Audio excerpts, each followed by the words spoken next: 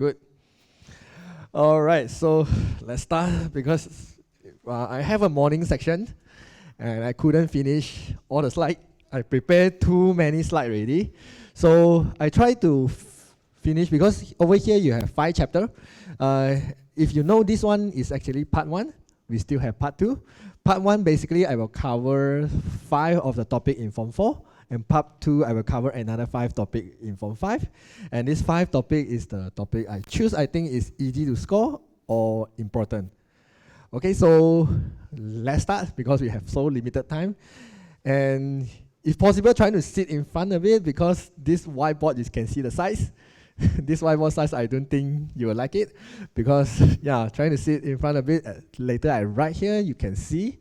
Because just now the room I can write on the PowerPoint slide, but then this one I can't. So yeah, I kind of need to go there and here. Okay, let's start. All right, we have the MS Seminar, and my name I'm Matthew Pang. You can call me Mr. Pang, or you can call me Matthew, or you can call me Sir. Yeah, it's fine. All right. Okay, this is our agenda for today. Basically, this is what we will learn. So I will do a simple introduction. And this is the chapter I will teach today. Quadratic function, log indices, coordinate geometry, differentiation, and solution of triangle. If you ask me, the topic is very easy to score. I will say coordinate geometry is extremely easy to score because why? It's only formula and never come out K-bar question in this topic. Just in case some of you do not know K-bar means the higher order thinking skill questions, means the hard questions. Never come out in coordinate geometry. And one more topic I didn't include here because it's too easy already is a circular measure. Circular measure, the sector thing, only like 2 formula, you can easily get like 6 to 8 marks, so it's very easy. And log and indices, yeah, is important because a lot of topic you will use log, especially like the linear law, you will use log. And indices is algebra knowledge, you must know. Differentiation for me, if I am the student, I will not score this topic because this is a very long topic and you actually get very little mark from it. But why I will include it today because it is important topic because in order to master integration in the Form 5, you must know differentiation. In order to do motion along the straight line, you must know differentiation. So somehow it's related to some other topic. So, and if you want to go university, take computer science, take engineering, even, yeah, you need to know the differentiation because it's under a topic called calculus. You will learn calculus in the future. So somehow it's important. I try to make this topic easy to understand today. And the last is very easy one, solution of triangle, similar to the circular measure. And just few formula, but then this one, the ambitious case, a lot of students don't like it. I mean, you need to sketch a new triangle and find the length and find the area and all that. But it's very easy. And quadratic function, because I think this topic okay, and I like this topic, so I actually choose this topic for you. And yeah, I a bit regret I didn't choose the statistic because statistic is somehow important also. But then anyways, I cannot cover in 3 hours, right? Actually, I only have 2.5 hours. So let's start. Yeah, introduction is a simple one. So first is, yeah, no magics because in this 3 hours, there's not possible I can make you score A in SPM. That's not possible. So what I want you to do over here is, of course, you listen first. Because this slide, if not mistaken, you can download online in their website. So you don't need to worry about the slide. And then this video, actually, they will record down and upload also because now they are recording live. So basically, I want you to listen first and trying to understand what I'm saying rather than write down the notes because the note actually for me is not important because everything you can rewatch. So understand at the moment is very important because later you have half an hour like that for you to ask the Q&A, to ask me the question you don't understand. So yeah, you purposely come here, definitely make sure you ask me the question or else you can just stay at home and watch live, right? So yeah, you can ask me any question you don't understand or during the section, if you have any problem, just raise up your hand. I will try to entertain you. All right, so yeah, practice. Yeah. Definitely, if you know MF, you know practice is very important. Just a very short story about myself. during my Form 5 time, actually, I got B in my MF. And during that time, we formed a study group. Me and another 5 of my friends. Another 5 of my friends, they are very bad in MF, and then some fail, some got D, and then I am the person in charge to teach MF in that group. And then all of my friends got A. And then I tell them I got B, they never believe me. So from there, I learned one lesson is, because during that time, I print out a lot of hangout, a lot of practice for my friend to do. And then I just stand there and ask all my friends, do carefully, make sure you don't make any mistake. And then I didn't practice. In my time, my SPM MF is quite hard one. You need to do very fast in 2 hours. And lack of practice, actually, I have about 1 or 2 questions I can't finish, even though I know how to do. So in MF, one important concept is, you know how to do doesn't mean you can do it. Because you understand it, because somehow when you see the question, I somehow understand this one. But then when you do that time, do until halfway, you stuck already. Because you don't have enough practice. So trust me, even though a lot of teachers tell you practice is important, I'm not sure about other subjects, but MF is definitely important. Yeah, so make sure you go through all the past year paper and all that. So yeah, so today, if you understand these 5 topics, go back home, find all the difficult questions and trying to practice it. Challenge your friends. So yeah, I'm graduate from psychology, if you know. So I learned about peer learning. So what's so special about peer learning is you learn from your friend. Because a lot of students will think like this: if today I teach my friend is the one who learn more. But according to the psychology research, when you teach your friend, you are the one to learn more. Yeah, this is something maybe you don't believe me now, but you go back your school or whatsoever, you're trying to teach your friend, you realize when the process you teach, actually you understand better. This one I also understand for myself, because I've been teaching MF for about 7 years already. Yeah, a lot of difficult concept I understand while I teaching my student, because my student ask me a lot of weird questions and I don't get it. So I understand through that. So yeah, you can try to challenge your friends. So find some difficult question for your friend, or ask your friend find some K-bar question for you. Yeah, because in order to master the K-bar, you basically you need to see the K-bar, because like K-bar, I think they start at 2014. When I first time I see the K-bar, is one of my online students actually sent to me about that question. It's about the bow, and it's the bow question, quite famous one. This bow question, actually you need to use integration, and then the integration, the curve will rotate 360 degrees and become a bow, and then ask them to find the volume of the bow. But when I first time I see this question, I actually spent 30 to 40 minutes to trying to figure out how to do, because how possible the bow related to the equation, the curve. The bow is just bow. So I trying to use a cone formula, 1/3 pi r q, pi r square h. Yeah, I couldn't get it.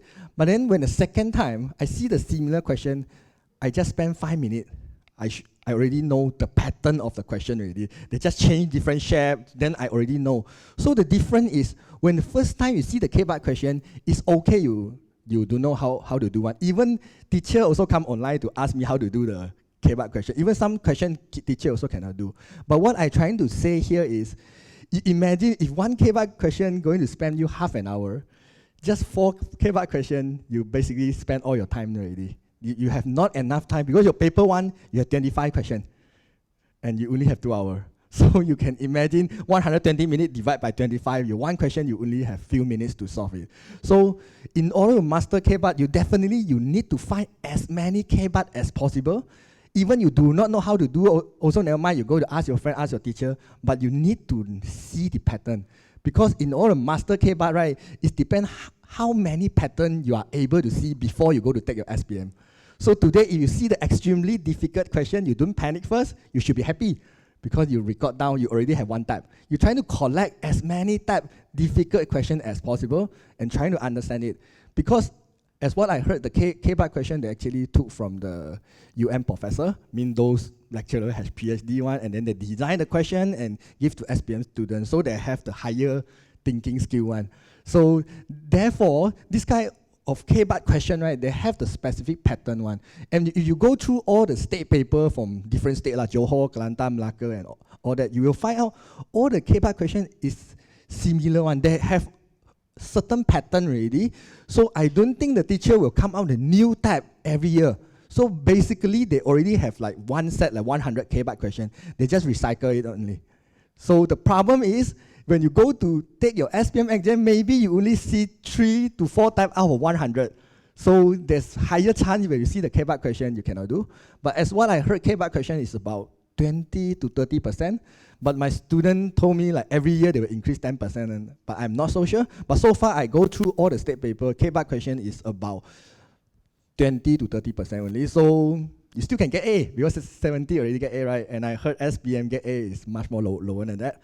But anyways, yeah, you need to challenge yourself. So go to find as much as K-byte question after this.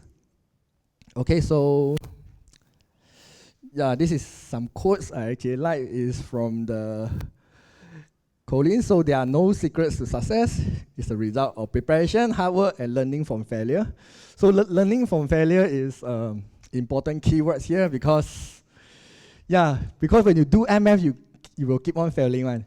Yeah, because MF is basically you learning from you don't know until maybe you know a bit until you master it. But the process is very tough, because when you don't know and you know a bit, most of the students give up there already. And then my student come to me and say, I'm not the MF person, so I cannot do. So actually you go through the process, because I have so many students, I help them from fail to A using less than 5 months. So you can imagine, SPM have about 22 chapter, 5 months actually also can get A. I think 2 reasons. One is basically the student himself is very hardworking, and then second is SPM, the boundary actually quite low, so quite easy to get A. So yeah, so I think everything is possible, but then you must solve your mindset first. You cannot think like, I'm not a math person, that's not possible for me to do well at math.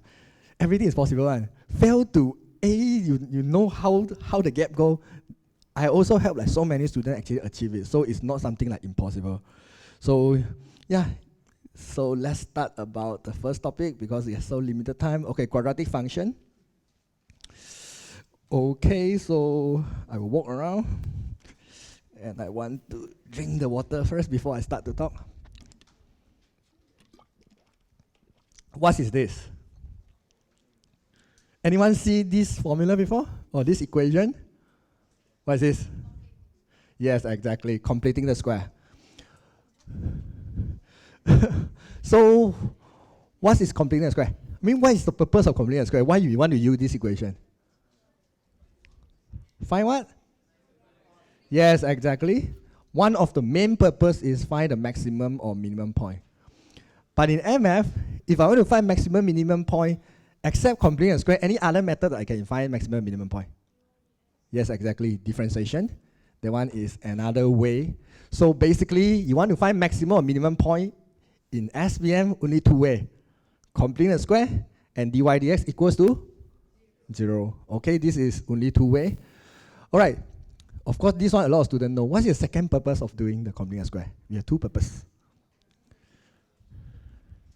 Yes, for you to basically sketch the curve. Because, just for example, today, let's say I have y equals to 2x squared plus 3x plus 5. And I want you to sketch this curve from this equation. I mean, I want you to visualize where is the curve and what the curve will look like. So how are you going to visualize? Yeah, most of the students will actually like, okay, I will draw out the table and then insert x equals to 1, 2, 3, 4, 5, 6 and draw it. But then you're an MS student, you need to visualize this one like less than 10 seconds maybe. So, okay, before we go into completing a square, what's so special about 2 here? You all can see the whiteboard, right? Okay, what's the rule of 2 here? The 2 over here is a value, right? If you know the general equation of the quadratic. What's so special about A? Yeah, it decides the shape of your curve. So A here, it can decide your curve is either look like U or N. So when A is positive, mean bigger than 0, you will have smiling face, yeah, right? Yeah, smiling face. So it's a U. So do you see this U shape? So if this is U shape, it's going to give you minimum point. So in A is less than 0, you will get sad face, because just imagine negative thing happen in your life, you will be very sad, right? So you have sad face, will give you maximum coordinate. Alright, so from here, at least I see the 2 over here, I know it's a smiling face. So therefore, I know my shape will look like U. Right, the second information is, from here, anything else I can get? I can easily get my y-intercept, right? How do I get y-intercept? Which is x equals 0. So x equals 0, x equals 0, you get 5. So therefore, it will pass by 5. So I haven't started to do the complement square. I roughly can guess it's about this, but then of course my x-axis can be slightly higher, and this axis can be on the other side 5 here, but at least I know the pattern is roughly like this. But in order to exactly sketch the graph correctly, you need to do complement square. Have you learned how to do complement square? I guess you know, right? Okay, so over here I'm going to show you 2 different methods to do complement square. One is the faster one, which I like it. But second one is the common one, which you learn in school or reference book. Okay, definitely I teach the faster one first. So today, let's say I have x squared minus 4x plus 5. Okay, if I want to do complement square for this one, first thing is I will say y equals to bracket square. Okay, the bracket square over here, in order to get x squared, all of the students know this one must be x, isn't it? And what is this value? B divided by 2, right? A lot of you learn, or some might learn B divided by 2a, something like that. So basically, it's this value divided by 2. Negative 4 divided by 2 will be negative 2. And then you need to minus this number square. Whatever this number is, minus is square, 2 square, which is 4, yep, plus 5. So I got the answer in next step. So this is plus 1. Yep. So from here, I can get my minimum point, right? Why this one is minimum? Because the A is 1, right? A is positive 1, or you can see this one, A is positive 1. A is positive, you will be smiling face. And the minimum coordinate over here will be, what is the coordinate? 2 and 1. Alright, so the x coordinate I always get inside the bracket. I always assume inside the bracket here, x minus 2 equals to 0, then x equals to 2. So I get 2. My y coordinate will be 1. But what's so good about this topic is the U shape or N shape is always the parabola shape. Parabola shape means what? It always has axis symmetry. So at the same time, x equals to 2, which is the x value of your minimum or maximum, will always is your axis symmetry. Because axis symmetry must always at the middle, right? And minimum point and maximum point of any parabola graph always happen at the middle. So therefore, your equation must be this one, and your axis symmetry is just x equals to 2. You don't say axis symmetry is 2, because axis symmetry must be an equation. Equation must have equal sign, so it's x equals to 2. If today, I ask about minimum value, what's the minimum value? Yes, when they say minimum value, it doesn't mean the coordinate. Minimum value means they want to know the y only. So in this case, the minimum value will be 1. X, normally they will ask something like this. They ask about corresponding value of x, then they want about the 2 here. Okay, so over here, completing a square, first thing from here, because this is 2, 1, and you know the y-intercept will be 5, then you should be able to sketch your y-axis and x-axis like this. So, and then this one will be 5. So normally sketch a graph will be 3 marks, standard one in SPM. Just in case somehow the SPM asks about sketch a graph, give you 4 marks, you need to include the x-intercept. Normally, yeah, you need to x-intercept, make y equal to 0, factorize it, simple. Alright, so for completing a square, you should be able to know your axis symmetry, which is on the x here, know the minimum coordinate, x from here, y from here, and then sketch a graph. Normally, the whole question can give you up to 5 to 6 marks, depend how the question will come out. But in paper 1, normally 3 to 4 marks only. Okay, so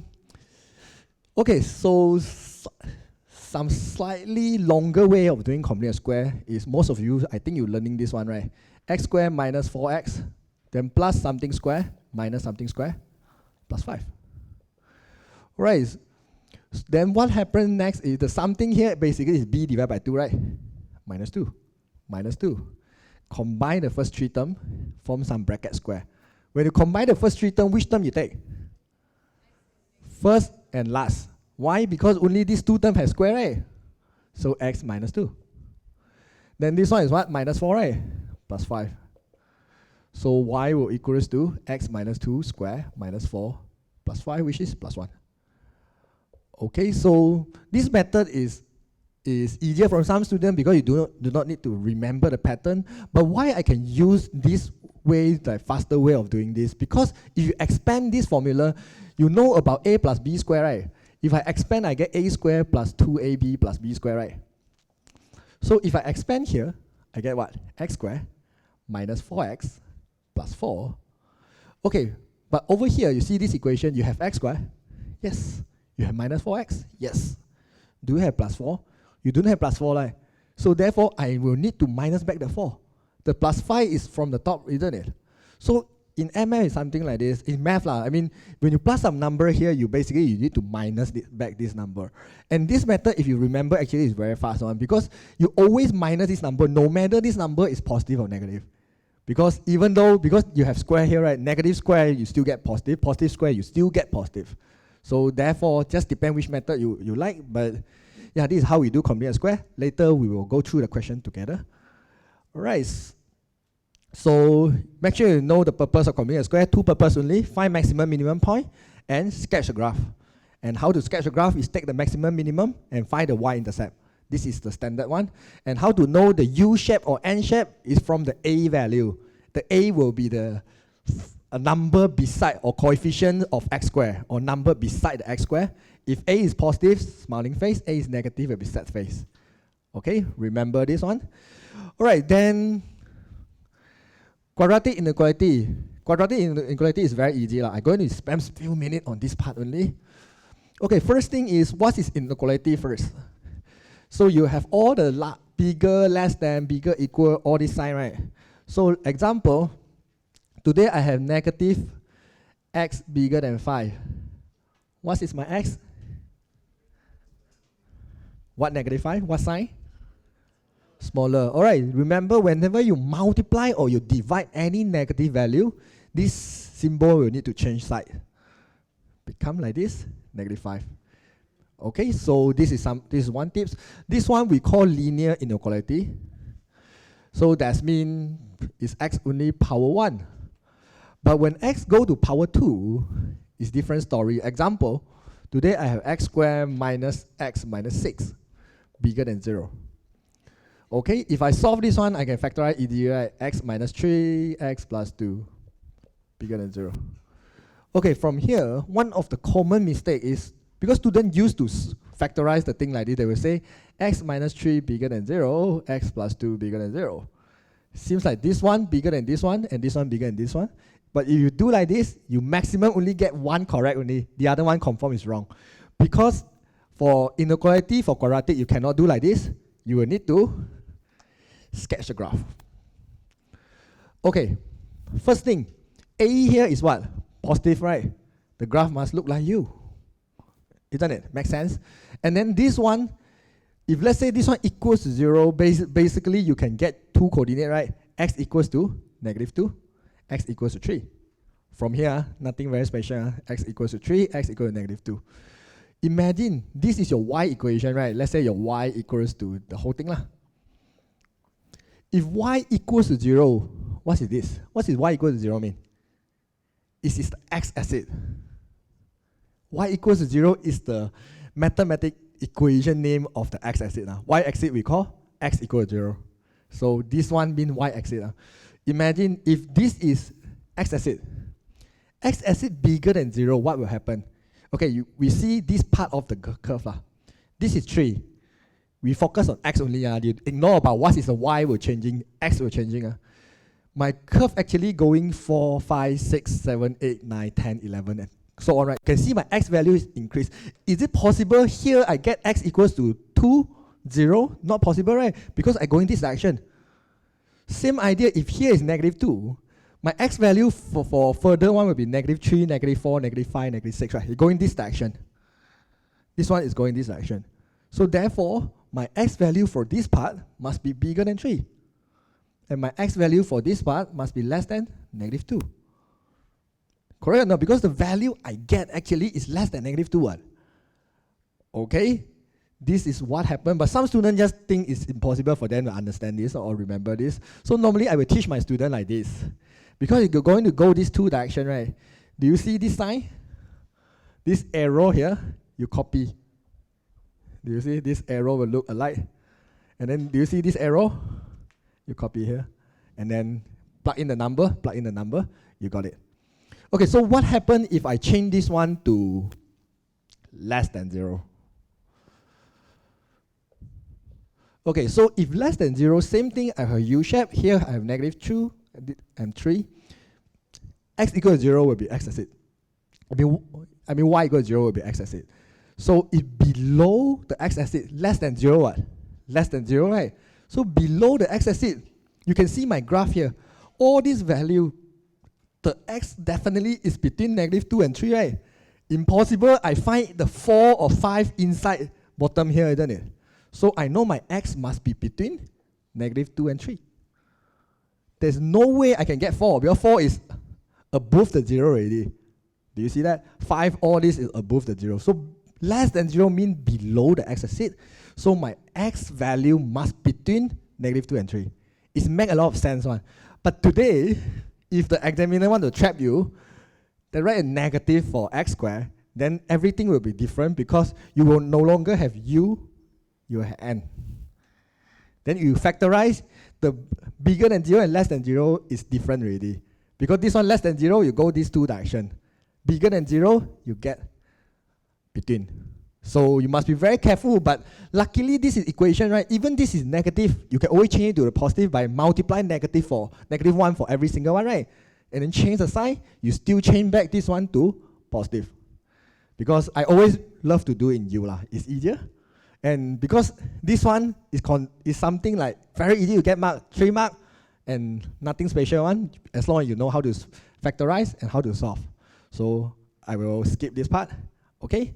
Remember what's the meaning bigger and less than, and yeah, for quadratic inequality. Okay, so here I actually give you few examples, and I'm so sorry the printing actually not so clear about the question, so you can see the slide here. And since I cannot draw on the slide, so I need to redraw over here. Real quick. Oops.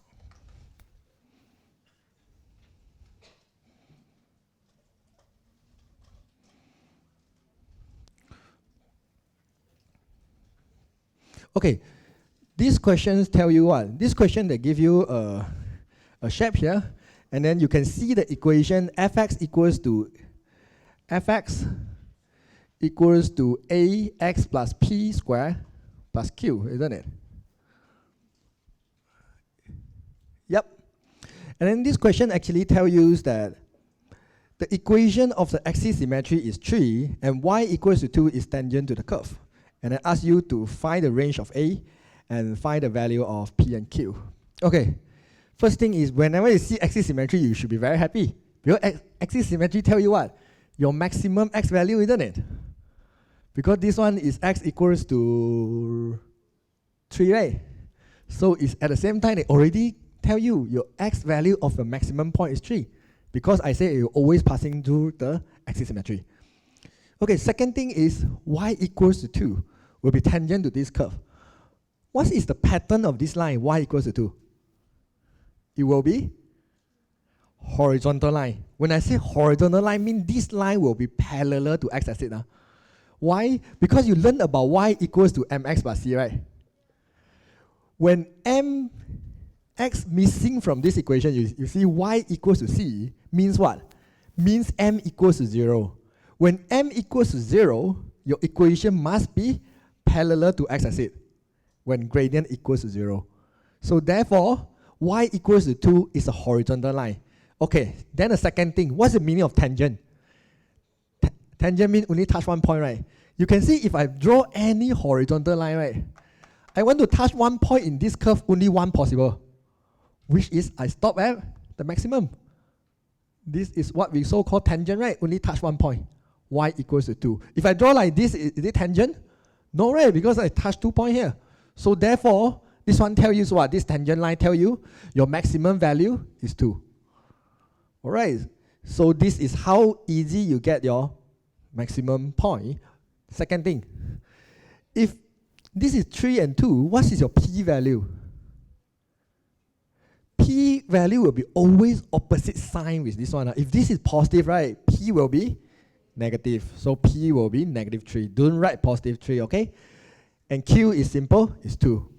But we skip our A, right? A asks about what? Range of A. Whenever you see range, these words in SPM, it means what? They want the answer in inequality, either bigger or less than. This is what we call range. So N shape, I said N shape means what? Sad face, right? Sad thing happen is some negative thing happen, then you will be sad, right? So A must be less than 0.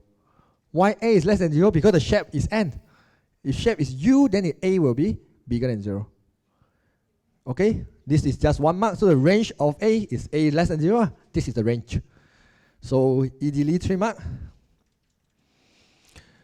All right, the second question here. Okay, just in case some of you, if you want to go back to check out this question, I actually mentioned here, this is like, I take all from the Pachuban paper last year. This is like Gerda paper, 2018, paper 1. Because some question you cannot see, right? But I guess you at least you can see this thing. So you go online, you can go find out this paper and these questions, and then you can practice yourself, just in case you want to practice. Okay, so, okay, you have the quadratic function. They give you a quadratic function. So, and k is a constant. So over here, they ask you to express in this pattern. This one obviously is a completing square, right? So if this is a completing square, and then they ask you to find the value of, to give you a minimum value, is 6, and find the value of k. So first thing is, I want to do completing square. I guess it's raining now. X squared minus 6x plus k. Alright, so we have x squared minus 6x plus k equals to fx. So when I do the completing square, I do a bracket square. Then this is x. This value will be b divided by 2. b is -6 divided by 2, -3, minus this number square, 9 plus k. Done. Okay, if you practice this way, you can actually do completing square quite fast. Or you want to use back the traditional way, you are fine. No worry. Okay, so from here, after I done the completing square, I done the part 1. Second part, they tell me what? They tell me the minimum value. Why is minimum value is not maximum? Because the A is positive. When A is positive, you will get minimum. So the minimum value, I said value means for y, right? How do you get y? Behind here, isn't it? So -9 plus k equals to 6. K equals to 15. Very easy. Okay? As long as you know how to do completing square, you completing square do correctly, you understand what is the meaning of minimum value, you substitute correctly. This 3 mark is the bonus mark. In fact, it's a 4 mark. Okay, so it's a bonus mark. All right. Any questions? No, right? Okay, yeah. -9 plus 6, what? Oh, because this, the whole thing is your y coordinate, right? From here, your x coordinate is 3. Your y coordinate is -9 plus k. And the questions, the question over there, they tell you, your minimum value means your y value is 6. That means this one is equal to this one. Yeah, in the second part. Okay, you got it. I hope that doesn't get you confused. Okay, so erase it. Okay, next one. Okay, this is one of the K-bar questions. Why do I say K-bar? Actually, it's not too hard if you understand. Because you seldom see completing the square joined together with a modulus. Just in case some students do not know modulus. Modulus means these two lines. We call modulus. What is the meaning of modulus? Yeah, it will be always positive. Always positive means whatever number I put inside must be always positive. Let's say I put -3, it will equal to 3. But what happens when modulus we put into the linear graph? Okay, linear means x power 1. Your graph will look like V shape. If modulus, I put the quadratic graph inside, your quadratic shape is fixed already, it's a W. Fixed already, right? If you not believe me, you can go back, use your graphical calculator, key in any x square formula, it must look like W. So in this case, it look like W, even though it's not lah, but then it look like W. Alright, so this is how you understand about modulus, then we're going to do that questions. But in order to solve this question, right, the challenging part is about A. I guess the maximum or minimum it should be okay, because what? In this question, there's two possible. One is the graph maybe will look like this. And because of the modulus, this part below the x-axis, because modulus must always positive, right? This part below the x-axis do the reflection. One possible. Second possible is it can be like this. But because of the modulus, anything below the x-axis, it do the reflection. Both will give the same pattern. So over here, yeah, I even checked the marking scheme to double confirm about this question. Both will give you the correct answer. But if you ask me to choose which one, I will choose the first one because it seems easier to me. But it will affect a little bit of your y-intercept and so forth. Your y-intercept over there is what? A. Alright, so you see, if you want to choose this one, the coordinate here is 3, 4, right? So if the original without the modulus, is my x value the same? My x value must be the same, 3. And what is my y value? -4, exactly. Because why? The distance from this part to x-axis is 4 units, right? Reflection down, 4 units. So you get -4. And your y-intercept will be A. If you use this graph, something good is you can straight away use this coordinate, you don't need to change. I mean 4, why I write A? But your y-intercept will be, what is your y-intercept, you guess? -A. So this is something you must pay attention, because some students say, okay, it's simple, I use this one, I plug in, and then I plug in the A into my equation, and your A value is wrong. So you can use either one, because both of these, after I add the modulus, I still get back the same thing. Okay, so let's try about this one. Okay, so what is the equation will look like? Never mind, I look at here. Okay, so ax plus p plus q. Okay, so I have fx equals to ax plus p squared plus q. I take out the modulus first, okay? Because I want to plug in first. So my p will be -3. Okay, so ax -3 square minus 4, isn't it? So I will need this one to help me to find my a. So this one tell me what my coordinate is 0, 8, right? That mean my fx must be a, my x is 0. 0 minus 3, -3. -3 square, I got 9. Minus 4. 4 move to the other side, plus 4, I got 12. 9 move here, divide by 9, 12 over 9.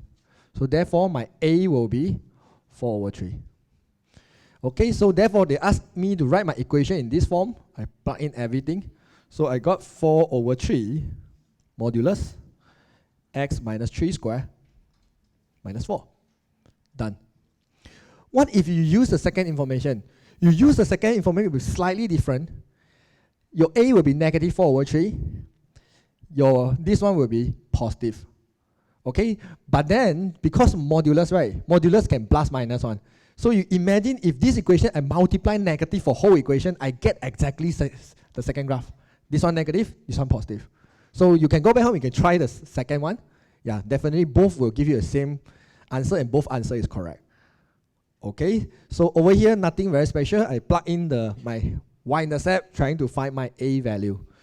Alright, so one tips for this kind of question is when you're trying to get your P, Q, and A, take out the modulus first. Because if you do together with the modulus, right, you're going to stuck somewhere, man. Because you will find out the equation is very hard to solve. Because the modulus over there, you keep on need to think, should I do plus, minus, and anything? So normally I will remove the modulus, just imagine the modulus is not there, and then I solve like this.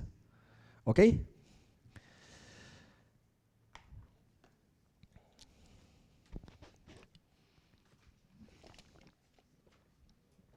Okay, next one. Yeah, this is one of the most asked question in my YouTube channel. A lot of students ask me about this question, repeat and repeat again. Already made one video about this question, but then still a lot of students come and ask me. So I decided to take this question because it's a K-bar questions. What's so difficult about this question is like, you do not know where is the x-axis and y-axis. And the question doesn't tell you. And you have a very weird equation. Of course, you know this is quadratic equation, but this equation also make you very hard to guess where is the x-axis and y-axis. Because without x-axis and y-axis, like, basically you can't solve this equation. All right, so let's see this question together. We have, this is MRSM 2018 paper. Okay, so diagram 15 actually show the football player kick the ball 5 meters from the left of the halfway. So that means this is half, right? 5 meters to the left. So that means the distance from the half here to here is 5 meters. Get it? Okay. And then the locus of the ball is represented by this equation. So locus, that's means the moving line. Moving line is the thing we call locus. So therefore, this equation itself is this one, hx. It's hx. Okay, so the ball reached the maximum height of 9 meters and touch the ground is 60 meters from where it start to kick. So that means you're going to kick this one from here. And then after 60 meters, the ball actually stop here. And this ball reached the maximum height from the ground is 9 meters here. This is all the information we have. And then they ask us to find P and Q. Okay, of course you will get some hints here because you see maximum, right? I said maximum in MF only two ways, completing the square and dy dx. And completing the square can only use on the equation with x power of 2. If x is power 3, 4, 5, 6, you forget about completing the square. Because completing the square is the formula for quadratic. Not quadratic, we cannot use completing the square. But luckily, this is quadratic, so we can use the completing the square, or we can use the dy dx. But the problem is, this question, in order to solve it and get the correct answer, you have to assume this line at the middle is the x-axis. And this line over here will be y-axis. So it's sort of the y-axis like this, x-axis like this. And you have to assume, and yeah, I try to find a way to prove that so that I no need to assume, but then it's not easy to prove, so I will just assume. And after I assume, I got the correct answer. I checked the marking scheme also. So let's assume together. All right, so, okay, let me draw out the pattern. Then you can do it here. Okay.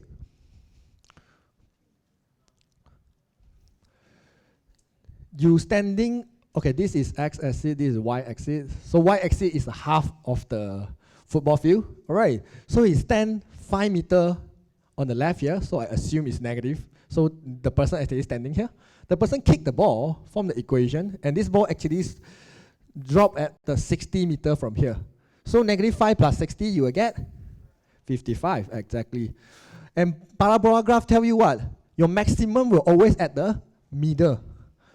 Negative 5 to 55, the midpoint will be 25. How do I know? 60, right? Half of the 60 will be 30, right? You plus 30. Or this one, you minus 30. Either one will give you 25. So luckily, I know 25 here. And they tell you the ball actually flies at the maximum height, 9. So this is 9. Okay, seems good. I got the maximum coordinate already. So after I got the maximum coordinate, I still have a complicated equation I need to solve, which is x equals to negative 1 over 100 x squared and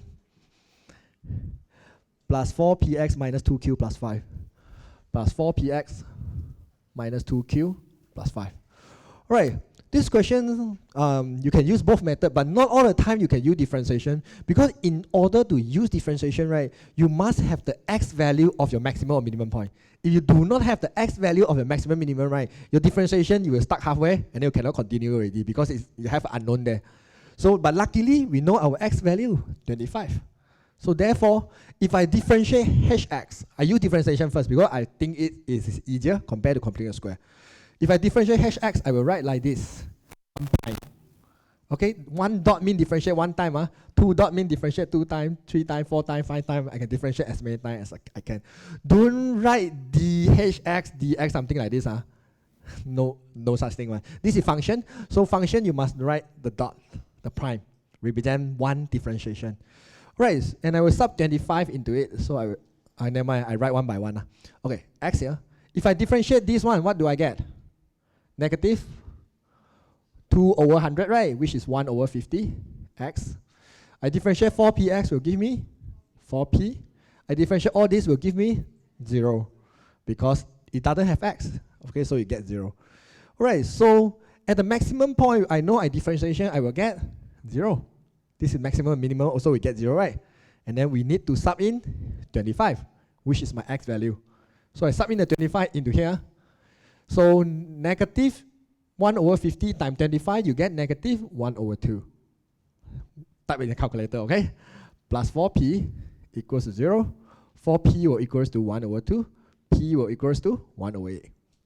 Okay, I will write down this answer because later I want to use complete and square, see whether I can get the same result or not. So after I got the P already, how do I get the Q? Very easy, right? Because I know this curve basically pass by this coordinate, sub x and y into this coordinate. So 9 I'm going to sub into hx, which is 9 here. And then 25, right? I will sub the 25 into here. 25 square will give me 625, okay? So 625 over 100. Sub the 25 here. 25 times 4 is 100. Okay? P is what? P is 1 over 8, right? 100 times 1 over 8, 100 over 8. Minus 2q, plus 5, plus 5. Right, solve this equation, you can get the q already. And what is the q value? It's 9 over 8, isn't it? I don't know. Try to type the q. Okay, so I move the 2q to this side. Negative become positive already. And then I type this one into the calculator. Can someone type for me? Negative this one, plus this one, plus this one, minus 9. Because 9 going to move to the other side, it become minus, right? Yeah, trying to type to me, is it, I don't know, 9 over 4? Yeah, you get a fraction. And I guess it's improper fraction. What's that? 45 over 4? It doesn't seem correct. Am I do any mistake here? No, 6. All of you get 40 something? So let me just check one more time. 25 square 625 over 100 plus 100 over 8 minus 2q plus 5 equals to 9. Yeah. Yeah, 9 over 4, correct. Yeah, this answer look more likely correct. Okay, so this is 9 over 8 for q. Okay, so q is 9 over 8. Right, this is how we use differentiation to solve this question. But why I say complete a square is harder, normally complete a square is easier, but because this one, the a is negative 1 over 100, will make your whole equation look very interesting. Let's have a look, complete a square way. Okay, when we complete a square, first idea is the x square must be positive 1, right? Coefficient of x square, but right now the x square is negative 1 over 100. So I need to factorize negative 1 over 100 from first two terms maybe. So when I factorize, this is what happened. This one is x square. What the second term will be? Will be negative 400p x. Okay, why it will be negative 400p? Because if after I multiply negative 1 over 100 into this one, I get 4px. Okay, then, okay, step by step lah. 2q plus 5. Okay, so after that, I need to do complete a square here. My method is do a bracket square, right? X minus b divided by 2. Negative 400p divided by 2, negative 200p. Minus this number square. 200p square give you 40,000 p square. Isn't it? 200 times 200, p times p. Alright. Minus 2q plus 5. Alright, then you need to multiply this one into both. That means we expand the bracket, okay? So I get negative 1 over 100, x minus 200p square. This one multiply this one, get plus 400p square. minus 2q plus 5. All right, we know the maximum coordinate get from here. And my maximum is 25, right? So therefore, 200p equals to 25. P equals to 25 over 200, which is 1 over A. It's exactly the same with this one. Then we want to get Q from here. It's equals to 9, right? The Y value. So therefore, 400 P squared, P is 1 over A. P squared is 1 over 64. Minus 2Q plus 5 equals to 9. You can try to do, I do many times already, get 9 over A. Okay, so this is how we do the convenience square, because in this type of question, convenience square, you have so many chances to make mistake. Why? The first thing is, maybe you factorize out negative 1 over 100, you do not know you get 400p. This is first chance you can make mistake. Second time, a lot of students will just square the p. They will write 400p square. You forget to square the 200, second chance you can make mistake. Third chance is, a lot of students do until here, they will think this is the 9. Forgot to multiply negative 1 over 100 into the equation. It's the third time you can make mistake. So yeah, so make sure if you want to choose convenience square, do it carefully and get it correct. Okay, so let's move on to next chapter. Anything you want to ask before I move on to the next chapter? Good. Okay. Log and indices.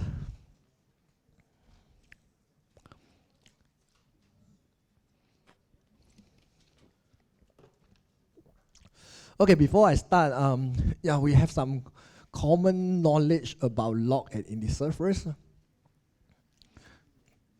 This is one of the state paper questions. What is log x1? What's the value of it? Your log x1, you can't type in the calculator, right? You will equals to 0. Why? Why you equal to 0? Because 1 is a magic number in indices. Because any number power of 0, you get 1. So therefore, this one, I can say 1 is x power of 0. And log rule tell me what? Whatever number here I can bring to the front, right? 0, log x is 1, I get 0. So therefore, if you see log, no matter what is the base, in 999, how many 9 also doesn't matter. 1 here, it equals to 0. Okay, so this is first idea. Second idea about log is, if today I have log AB, A will be the base, B will be the number lah. A and B both also need to be bigger than 0. Why? Because today you have, let's say I have log negative 2, 5. If you type in the calculator, you get math error. Because this is negative. You might think, what if I can change base? I change to the base 10. Can it be not negative? Not math error? Let's try. If I want to change base, this is base 10 over base 10. 5 right on the top, negative 2 here. Log negative 2, you type in the calculator, it's math error. Log cannot be negative. So therefore, no matter it's base or this number, cannot be negative and cannot be 0. Because some students think, hey, maybe he can do log 0. No, log 0 is a math error.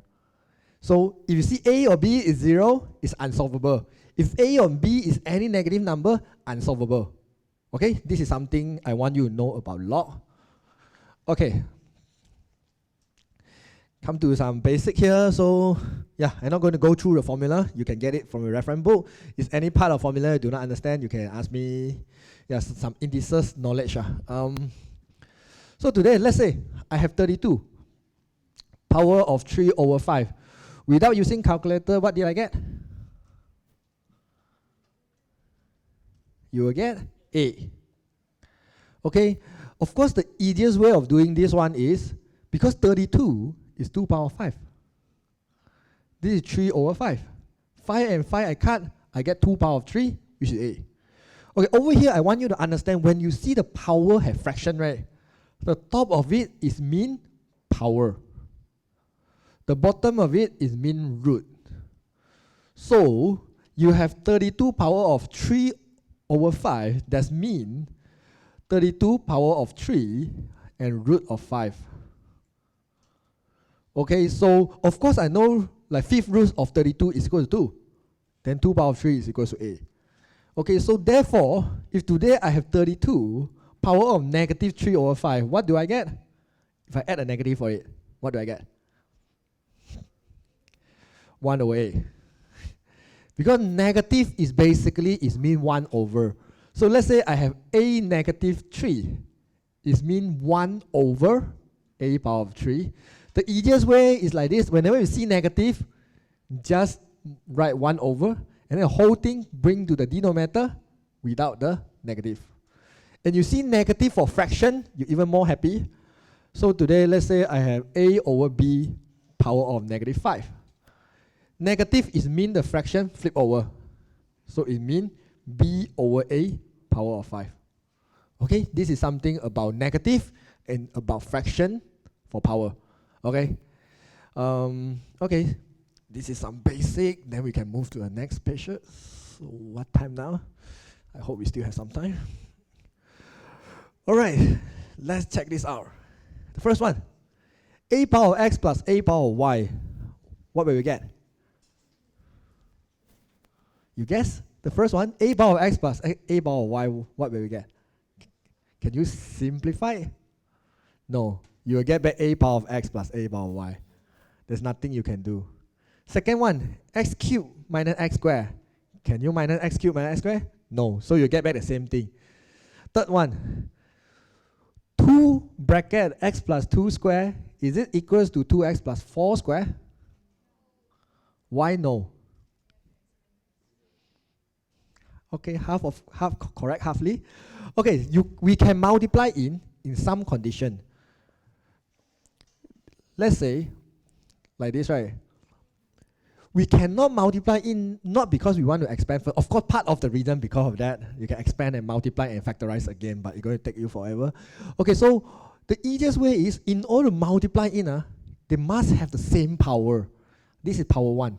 If today I change this one to 4, which is power 2, I can do 2x plus a, power of 2. And you might think maybe I lied to you. Correct or not? Let's do some experiment. Okay, similar pattern. This is 4. 1 plus 3 is 4. 4 squared, 16. 16 times 4, 64. Okay, let's see I multiply in. See what happens. Become 2 plus 6, power of 2. 8 squared, 64. So it makes sense. So therefore, you can only multiply in when they have the same power. So therefore, if today I only have 2, I don't have 2 squared, and I want to multiply in, what you can do? You can. You square root it, square it. Because square and square root, I doesn't change the value of 2. You imagine square root 2 square, you get 2, right? Then I can multiply in. I will get square root 2x plus 4 square root 2 square. You can expand this one, you get the same result. So this is something very important about indices. When you have the same power, right, you can expand. Same idea. Today, let's say I have a power of 3. I multiply b power of 3. I can get ab power of 3. Okay? So if they are same power, I can just multiply their number. But the power I never do. Some student will tell me power will become 6 or power will become 9. Never. If this kind of condition, we only multiply the number, but we not multiply the power. Power remain the same 3. Okay? And another type is most of the common mistake. 2 power of t power of 3. Example. What will you get? 2 power of 3t, right? Some student will power 3 for 2. They tell me 8 power of 3t. We never do this because what? This one in mathematics we call one term. If this is one term, we only power one time, which is 2 power of 3t. Because a lot of students will confuse when they see something like this. 2at power of 3. Over here you must look carefully. This is 2 term. 2 is one term, a power of t is a second term. Then this one, cube for both. So you get 8a3t. Even though both look very alike, similar, but they are totally different cases. So in these cases, we only multiply the power. Don't power the power again. If this is something like 2, it just get 6. You won't get 8. Okay, some students say, hey, 2 power of 3, I get 8. Like, no such thing. Power and power, they just multiply. Okay, this kind of cases is 2 term, then you need to power the first one. Okay, this is some basic understanding about indices. Alright, the last one is very simple. I'm not going to ask. Okay, I want to ask the first one. Log A plus B, what do we get?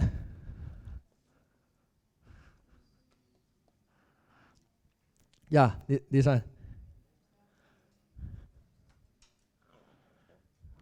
We will get log A plus B. Basically, you can't expand, you can't solve, you can't do anything for it. I know you are very creative, you're trying to multiply the log for A and log for B. If I multiply, what will happen? This is log A plus log B. Log A plus log B, the log rule tell me what? Plus is mean multiply. It's log AB. This one and this one is not the same. So therefore, if you have bracket, I don't care it's plus or minus inside the bracket, you can't solve it. You can't do anything on it. Alright, this is first idea. Second idea, today if I log A multiply log B, what will happen? If log A multiply log B,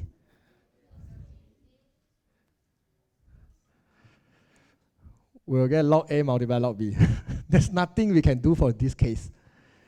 And yep, you might think, hey, this one's similar to that example of one of the log rule. No, the log rule is log A plus log B.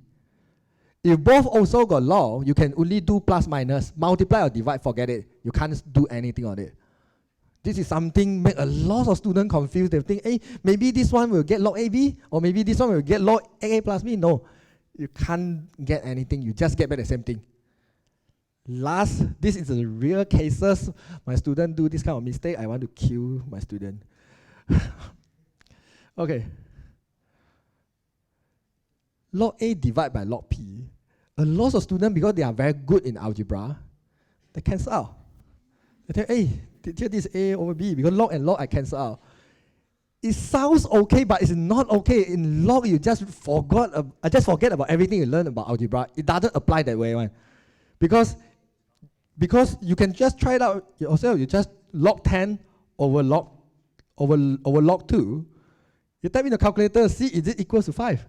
No, it definitely is not equal to 5. Maybe you get number close to 5, but in log, you cannot cancel like this. So you cannot use any algebra thing for log. So therefore, a lot of cases like this, log A plus log B equals to C, log C. And my student tell me, oh, teacher, I divide log for every single one. Then I get A plus B equals to C. No, never do this, okay?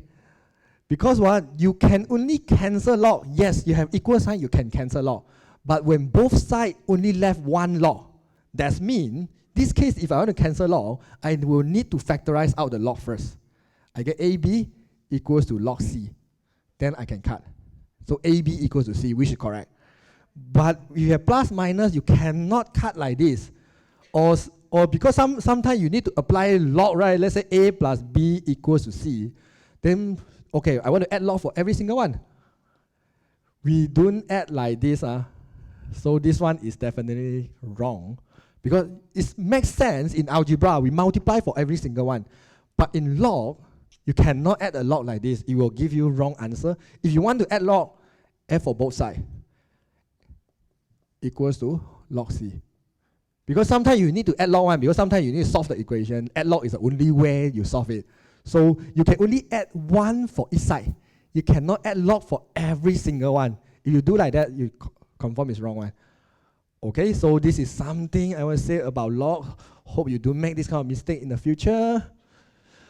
Okay, so yeah, this example I say just now. I hope, okay, last but not least, this one I just want to mention a bit because it's the common mistake also. So, let's say I have log x square. Can I bring my 2 to the front? No. Because what? What's the log x square? Do you see the bracket? This one means log x multiply log x. I say just now, log x multiply log x is unsolvable. So you can't do anything. You can only bring the bring the power to the front when the power is belong to x only. Then this one, yes, you can bring the 2 to the front. Okay, even both look very, very similar, just one got bracket, the other don't have bracket, but it's totally different meaning. If you see something like this, you have to move the square to the other side, become square root and solve it. But you see the square like this, yes, you can bring the number to the front. When it belong to x only, belong to the whole thing, you can't move the power at all. Okay, and you can only simplify log when you have equal sign. If this one, the question asks you to simplify, you can never cut it. You don't cut like this because you don't have any equal sign. There's no way we get rid of the log one. Unless they are exactly the same term. Example, let's say I have log x over 2 log x. Yeah, both is log x, I can cut the whole thing. I get 3 over 2, yes. You can cut like this. But if you cannot cut the log only, okay, this is something a lot of students think, they confuse themselves for this. All right, so, okay, enough saying, so let's go to check out some questions here. All right, the first one. I give you 1 minute to try it out. Or anyone want to go toilet, maybe you can go now if you want the toilet break, or you just try. I give you 2 minutes. I don't think 1 minute you can finish. Yeah, let's do it too.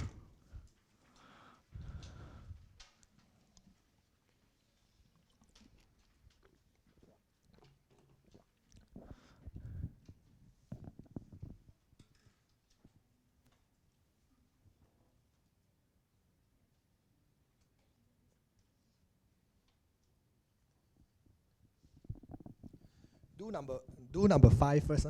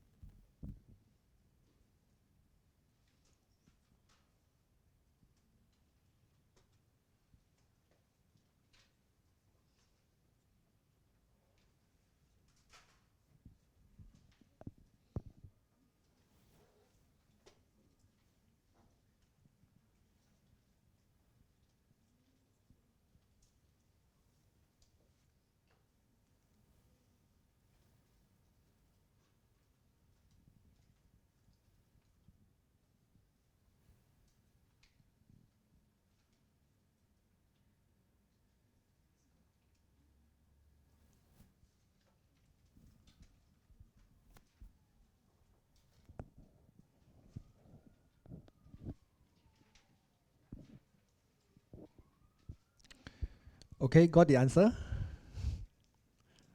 Okay, this is indices, but then it will be slightly different. Yeah, I guess some problem for projector. Is it screen server? Oh, luckily I could copy down the question. Okay, let's have a look here. Maybe we do together. All right, when you see indices question, some indices question you will need to use log, but some you do not need. So normally, how do I know whether I need to use log or not? Mostly is because is my power have decimal or not. Definitely, like this one, 2 power of x equals to 9. Should I use log? Yes, because 9, no matter how you change, you cannot change to 2 power of something, right? This one means what? My power have decimal. So when power have decimal, basically no choice one, you can use log. But because just now, on the previous class, student asked me when to use log, when not to use log. Of course, log question can solve most of indices question. You can just use log if not sure. Okay, but indices is, you must be very careful. Indices normally you can, but indices is a lot easier, not so much work. So in this case, this is indices. Even 3000 cannot be 5 power of something, because 5 power of anything, you won't get 3000. But this is indices question. Okay, but this kind of question is a bit different. When you see the indices question, you see a plus and minus is not at the power. Okay, this one plus is at the power, right? It's fine. But do you see a minus here? It's not at the power. Then most of the time, I will recommend my student to use a substitution method, mean let 5 power m equals to something. I will explain why later. Let's do this one. This is 5 power of m plus mean multiply, right? Multiply 5 power of 2 minus 5 power of m equals to 3000 over 5 power of n. And if I let 5 power of m equals to k, 25 multiply k, 25k minus k. 25k minus k is 24k. So the idea of substitution here is, well, a lot of students do not know this term actually can minus this term. Because you think, indices we can only simplify when multiply or divide what. But yes, if you are very good in indices, actually you will know it. Because this is what? 25, 5 power of m minus 5 power of m. Imagine you have 25 apple, you minus 1 apple, definitely you still left 24 apple, isn't it? So basically that can minus, but then because it's hardly C, so therefore I will always ask my student do substitution. If you're not sure can minus or not, try to substitute 5 power m equals to something else. And then you realize 25k minus k, you definitely know it can minus, equals to 3000 over 5 power of n. So this is 24k equals to 3000 over 5 power of n. And what is k? I will substitute in 24, 5 power of m. So I will move the 5 power of n to this side and move the 24 to the other side. This is 5 power of n, multiply 5 power of n. 3000 divided by 24 is 125. So 5 power of this one will be m plus n. This one will be 5 power of 3. So m equals to, m plus n equals to 3, right? So 3 minus n. Done. Because they ask you to solve m in terms of n, right? So therefore, this is how we do this kind of questions. Yeah, so we actually need to move around. And because multiply, we know the power basically we plus it. And 125 is 5 power of 3. So the power will equal, right? So I can say m plus n equals to 3. And then they want me to make m as a subject in terms of n. So m will equals to 3 minus n. Okay, cool.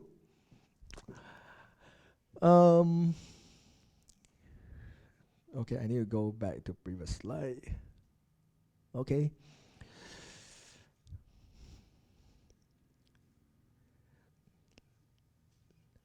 Let's have a look on the number 6 here. Okay, number 6 is quite common type of questions in log. A lot of substitution here. So over here, we have two information given. Log x square root 5 equals to u. Log x square root 5 equals to u. And log x, is log y5 equals to w. y5 equals to w. And the question asked me to do log 25x over square root y. Alright, and then they asked me to leave my answer in terms of u and w, I guess. Yeah. So before I do some substitution here, definitely I know I need to change base and do some substitution. I don't like log x square root 5 because this term very hard to substitute because I need to force myself to have square root 5, which is not so friendly. So, but we know square root means what? Power half, right? So I can change this one into the power half. Power half for 5, I can bring the half to the front, right? So it's half log x5 equals to u. I can bring my half to the other side, right? Multiply 2. So therefore, equals to 2u. Yeah, I will solve this term first because it's easy to get log x5 and easy to get log y5 also. Alright, now it's fine. Now I start to doing this one. When I start to do, I see divide, I'm quite happy. I know divide basically is minus. So I will not change base. A lot of students think maybe I change base first. No, Normally, we expand first, then only change base. If you change base first, you will find out your algebra a lot of work you need to do. So normally, I expand first because divide means minus. This is y power half, right? Square root y. Okay. Okay. Then it's time to change base. In order to sub u, I will need to have log x5. I need to have log x5. This is how to change base. Whatever base I want, I just write log x over log x. Right. Does it look largest? It looks smaller. Largest one always right on the top. Base right at the bottom. That's all. The change base finish. So just write whatever base you want. Okay, you see this one. I want to change to the base y, right? Minus, I write log y over log y. Largest one right at the top. Base right at the bottom. Always do like this. Of course, half I will move to the front now, okay? And this is 25. Okay, and 25 is 5 square. Square I can move to the front. 25 is 5 square. 2 I can move to the front. Okay, log xx will be 1. Log x5 will be 2u times 2, 4u. This is 1 over 2. Over 2, this one will be w. So this one, you solve it, you will get minus 1 over 4w. Done. Over here, I want to say something about fraction. Yeah, you must be careful. Today, if I have a over b over c, and I have a over b over c, both will give me different result, even though both is a over b over c. So why it will be different depends which one is a fraction. If a over b divided by c and a divided by b over c is totally different result. Even though it seems like a over b over c, both also a over b over c. Of course, I will prove you. So if a over b divided by c, this is a over b multiply 1 over c. This is a over bc. This is a divided by b over c. This is a multiply c over b. This is AC over B. You see, both give you different results. This is something you must be careful. If this is the fraction on the top, B multiplied with C. If this is a fraction at the bottom, C multiplied with A. Okay, because some students just used to remember one of the type, then they see this one, maybe they straight away do one of the way you remember. But you must be careful when you have the 3-level fraction. So make sure you do it correctly, even though both look very alike, but it's totally different thing. Okay. The Gerda question I will leave to you because it's very easy. Basically, you just expand the log 8 mn cubed over 32, right? Because over here, if I want to expand it, for this one, you see m multiply n cubed divide by 32, right? Multiply mean plus, divide mean minus. So if I expand, I will not change base first. Because some students see this one, they fast want to change to base 2. You change to base 2, then you expand that time.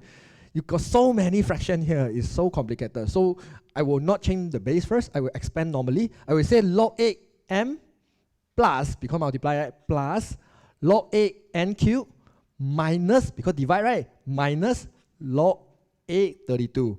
Then I will change base, change to the base 2. Then I do the substitution. I got the answer. Okay, very easy. I'm going to skip this question. Alright, this one is not hard, but a bit confusing if you do not know how to do. So I will cover here.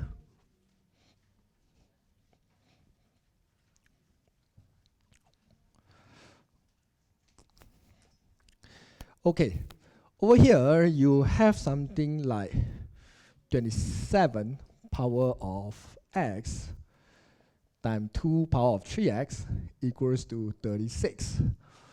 Right, it seems like indices and it seems like log actually is an indices question. Over here, you're trying to change 36 into this pattern also hard, but 27 is a nice number, it's 3 power of 3, everyone know that. So this one is 3 power of 3x, multiply 2, 3 power of x. 36 only number I know is x squared, right? Alright, then, like what I say just now, if they have the same power, we can multiply the number only. We never do anything about 3x. So 3 times 2, 6. Power of 3x equals to 6 power of 2. 3x equals to 2. X equals to 2 over 3. Done. Okay, this question, the hard part is you must get the idea when both change to 3x already, what is the next step? Because a lot of students are stuck here and think for so long, should they multiply? Yes, you have to multiply. Or else you will just stop here and keep on thinking forever and move around the number and try to get this one become 3 times 2 and all that. No, it will take you forever. Okay, so remember the pattern, because once you get the pattern, next time similar question come out, you can straight away get this kind of answer very fast. So remember the pattern. The 7 is actually very easy, but then same idea, you must get the idea of the pattern. Never mind, let's do 7 also lah. This is log, what is that? M2 power of 3 log M3 power of 6.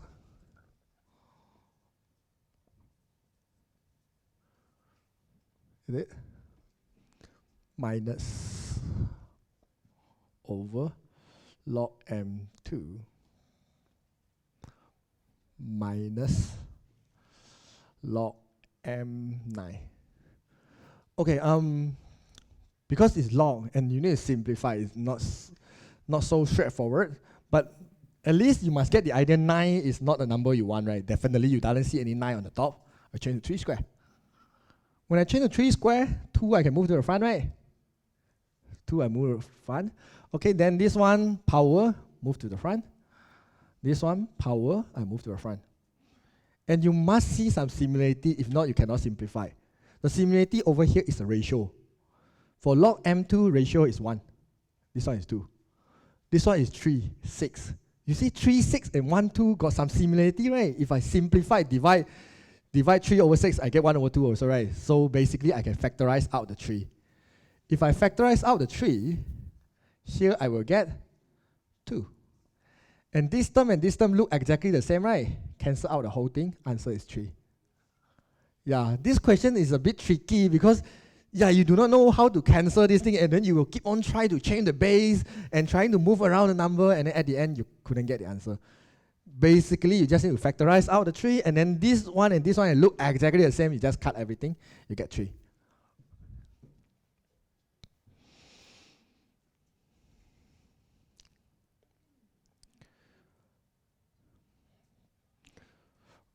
Alright, I guess it's the last question for this topic, right? Yup, nice. Okay, I will go to the last question because the last question is one of the most asked questions also. In my YouTube channel, a lot of students come to approach me about this question, and I forget to type the Q, so I will write the correct questions here. Because you don't see any Q, right? 2 power of x equals to 3 power of y equals to 18 power of q. Yeah, you have a q at 18 here. Okay, over here, this question actually is not too hard if you are good in indices, but if you are not, then it's extremely hard. Okay, first idea you need to get is something like this. If a power of x equals to b, if I move my x to the other side, what will it become? A equals to? If I move my x to the other side, what will I get? Square root b, square root x. Yeah, somehow it's correct, square root x, but in indices, in index form, means b power of what? Yes, 1 over x. This is a very important idea for these questions. Mean whatever power you have, you will get 1 over it. Of course, I will prove it. Let's say equals to b. If I move this one is 3 over 1, right? If I move the 3 over 1 to the other side, I get 1 over 3. This is what happens when you move the power to the other side, you will flip over. Okay, so we come back to these questions over here. You see 2 equal sign, you know it's simultaneous. Because simultaneous tell you if A equals to B equals to C, we can say A equals to B or A equals to C or B equals to C. We can 3 equation here, we can choose any of 2. You will still get the correct answer. But I will just choose A, B, and AC in these cases. Okay, but I tell you the idea. Alright, so solve the first one first. This is the first equation I will choose. This is the second equation I will choose. Okay, let's see this one. Because this is a bit unusual than most of the questions you did before, right now I want to make 2 as a subject. Because normally we make x as a subject, make y as a subject, but we never make a constant as a subject. But this is the easiest way of solving this one. Because this question come out, a lot of students come to ask me, and then they share me a lot of different methods, but I find this method is easier. I move my x to the other side, it becomes y over x. Correct or not? Because this is 1 over x times y is y over x. It's my first equation. I make 2 as a subject, because later I will need to substitute here. All right. What is 18? 18 is 2 times 9, right? 9 is 3 power 2, right? Because I try to make everything in 3 and 2. Okay? So therefore, this is 2 times 3 squared multiply q. Like just now I say, this is one term, this is second term, so q can multiply for both. So 2 power of x equals to 2 power of q multiply 3 power of 2q. Alright, I have so many 2 here. I'm going to plug my first equation into my second equation. So therefore, 2 equals to what? 3 power of y over x, right? 3 power of y over x power x. I plug in the 2. So same thing here. 3 power of y over x q multiply 3 power of 2q. Alright, this one x and x I simplify. 3 power of y multiply mean plus in the power, isn't it? 3 power of yq over x plus 2q. Alright, then both sides only left 1, 3. I can cancel out. I say y equals to yq over x plus 2q. I want to make q as a subject. No choice. I will need to factorize out the q. This is y over x plus 2. Because I need to move to the other side, I don't want 3-level fractions, so I will join them together. This is over 1, right? I multiply x. Okay? Then join together already. This one I can say is over x, isn't it? Then now I move to the other side, flip over only. This one times this one divide by this one. xy over y plus 2x. This is your final answer. Okay, so this kind of question is a bit confused. If your first idea is you seldom have this kind of chance, I mean in your whole MF life in SPM, to make 2 as a subject. Even I do so many MF questions, I also seldom make 2 as a subject to do the substitution, because normally we make an unknown as a subject. But this case, you need to know first, you can make 2 as a subject. Second, you need to understand you move x to the other side, it will become over x. Then after you got this one already, the rest is still okay. It's a lot of algebra here, substitution here, and move around. So this is I guess it's a K-bar in 2016 in the real SPM question. But this is modified a bit, not exactly the same question, but pattern is the same. And it come out in the state paper for a few years already. I keep on using this kind of example because students cannot do. Yeah, the whole is an indices question. You doesn't see I use any log here. It's indices, but consider it's a hard indices. Okay, I hope you get it. Then we can go to the third chapter of today, coordinate geometry. I hope all of you haven't died yet. Yeah, we still have 1 hour 15 minutes.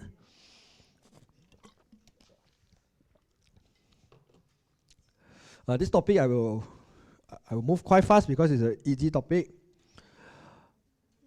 Have you copy finished yet? I give you 1 minute.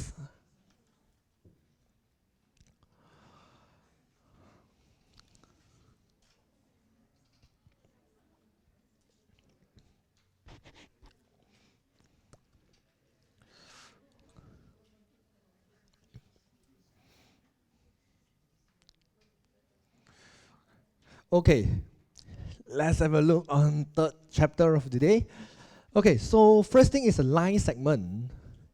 Line segment, first this is the easiest formula, and formula is given now, so I'm not going to like do the formula thing with you a lot of time because longer, because all the formula is given in SPM. First thing, this is midpoint formula, simple, x plus x divided by 2, y plus y divided by 2. And this one is the ratio formula. But this ratio formula, confused me a little bit. I even go to Google yesterday before come to this class. This formula can only use when your ratio is divided internally. If your ratio is divided externally, if you see the word externally, you will have the different formula. And I went through a lot of, yesterday I flipped all the questions. So far I never see SPM have externally for this one. But externally, if you go to tech, you have some different formula. This one will change to -1. Because one is one direction, the other direction will get negative ratio. But you don't need to worry, you just follow back this thing. Yeah, and I hope you didn't see externally this year, because normally it never come out. So you just use this one. But something I want to mention here is equal to xy. Because a lot of students know midpoint formula like this, without the xy. Why equals to xy is important is, sometimes in the exam they will give you this coordinate and the midpoint. They ask you to find this one. Then you need to say this one plus this one over 2 equals to this one. Yeah, so you cannot just straight away do, then you will get an unknown here, then you will stuck somewhere. So equal is important. Same idea here. In the ratio one, they love to give you the middle one and ask you to find the last one. You must know this one equals to x, this one equals to y lah. Okay, this is some basic thing about line segment. And then you have distance formula, and you should know distance formula is come from the Pythagoras. So therefore you see a square b square equals c square, right? So this is the distance I want to find. But how do I get b? I will use x2 minus x1. How do I get a? I will use y2 minus y1. So therefore I move the square root to the other side, I get the distance formula. But SPM formula is given, so this is just distance. This one is area. But I want to say a little bit about area is, if you want to find area ABC, you copy A, copy B, copy C, write the coordinate XY, XY, XY, repeat the first coordinate always. And what's so good about this formula is this formula can use on any shape. Not only triangle, you can use on quadrilateral, pentagon, hexagon, whatever corner. So you can always use this formula. So in this topic, whenever they ask you to find area, never use those area formula you learned before, trapezium formula, half AB plus times H. Because in this topic, right, it's very hard to get to let you find the perpendicular distance. So you will need to find perpendicular gradient, use the distance formula. So just use this one lah. So whenever you see area, remember this formula and use it. That's all. All right. Then I want to say about this part, forming the equation. So in coordinate geometry, you only have straight line in your syllabus. So you can never see any curve equation in this topic one, because this topic in your syllabus is only straight line. So therefore, you will have few type of the straight line equation. First type is the most famous one. They call gradient form. You might think maybe name for you is not important, but I see so many questions, they ask you to leave your answer in gradient form. If you do not know gradient form mean y equals to ms plus c, you're going to get wrong answer. So the second one called intercept form. And this one called general form. General form is easier one, make it equal to 0. What's so good about gradient form is you can straight away get gradient from this equation. Because from here, it's hardly get gradient, right? And intercept form, you can straight away get x-intercept and y-intercept from this equation. So I'm going to explain about intercept form because it's quite famous in paper 1. Okay, let's have a look here. So let's say I had x over 2 plus y over 3 equals to 1. So you see the number here, below the x is the x-intercept. Below the y is the y-intercept. So if I want to draw this line quickly, I will touch at 3 and 2. 2, x-intercept. 3, y-intercept. So if I want to find the gradient from this line quickly, you learn about a gradient formula using intercept one, isn't it? Negative y-intercept over x-intercept. So if you learn about this formula, you can find the gradient easily. This gradient is what? Negative 3 over 2. Y-intercept over x-intercept. But this formula, when you want to use it, always remember a negative. When I marked the exam paper, so many students forgot about the negative. They said, oh, the gradient are y-intercept over x-intercept. You got wrong. Okay, so you use this one, negative is a must. Alright, but If the examiner want to trap you a little bit, they can change like this. They change the plus sign to minus. Then the thing will be different. Because what? That formula, two things you need to make sure. This is plus, this is plus. I mean, one must be positive one. So if this is minus, what I will do is I will change plus by myself over negative 3. So my y-intercept will be negative 3. If the examiner want to trap you further, they write a negative 1 here. Then, in order to use it, I need to multiply negative for every single one. Negative, negative, positive. Then my x-intercept is negative 2, y-intercept is negative 3, equals to 1. Because that formula, in order to use it, this one must be plus and this one must be plus. So when you use the formula, double check the sign, it is plus minus. Because totally different result. Okay? But so far, I seldom see examiner trap student like that. So I hope not happening in your year. Okay. Then, okay, general form got nothing to say because it's just equals to 0. General form seldom happen in SPM. In Cambridge Math, they always ask the student live in general form. So SPM seldom happen. Right. Last is my favorite formula to form the equation of a straight line or linear equation. Because a lot of students until today, they still form the linear equation using y equals mx plus c. Yeah, this formula is correct. No problem. It's my favorite formula. But the problem is this formula actually take too much time. Because why? You sub in the m. And then you sub in the coordinate, you find the c. After you got the c, you sub back the c again to the original equation with the m. It's going to take you 2 more steps extra at least compared to that one. So I prefer using this one, y minus y1 equals to m x minus x1.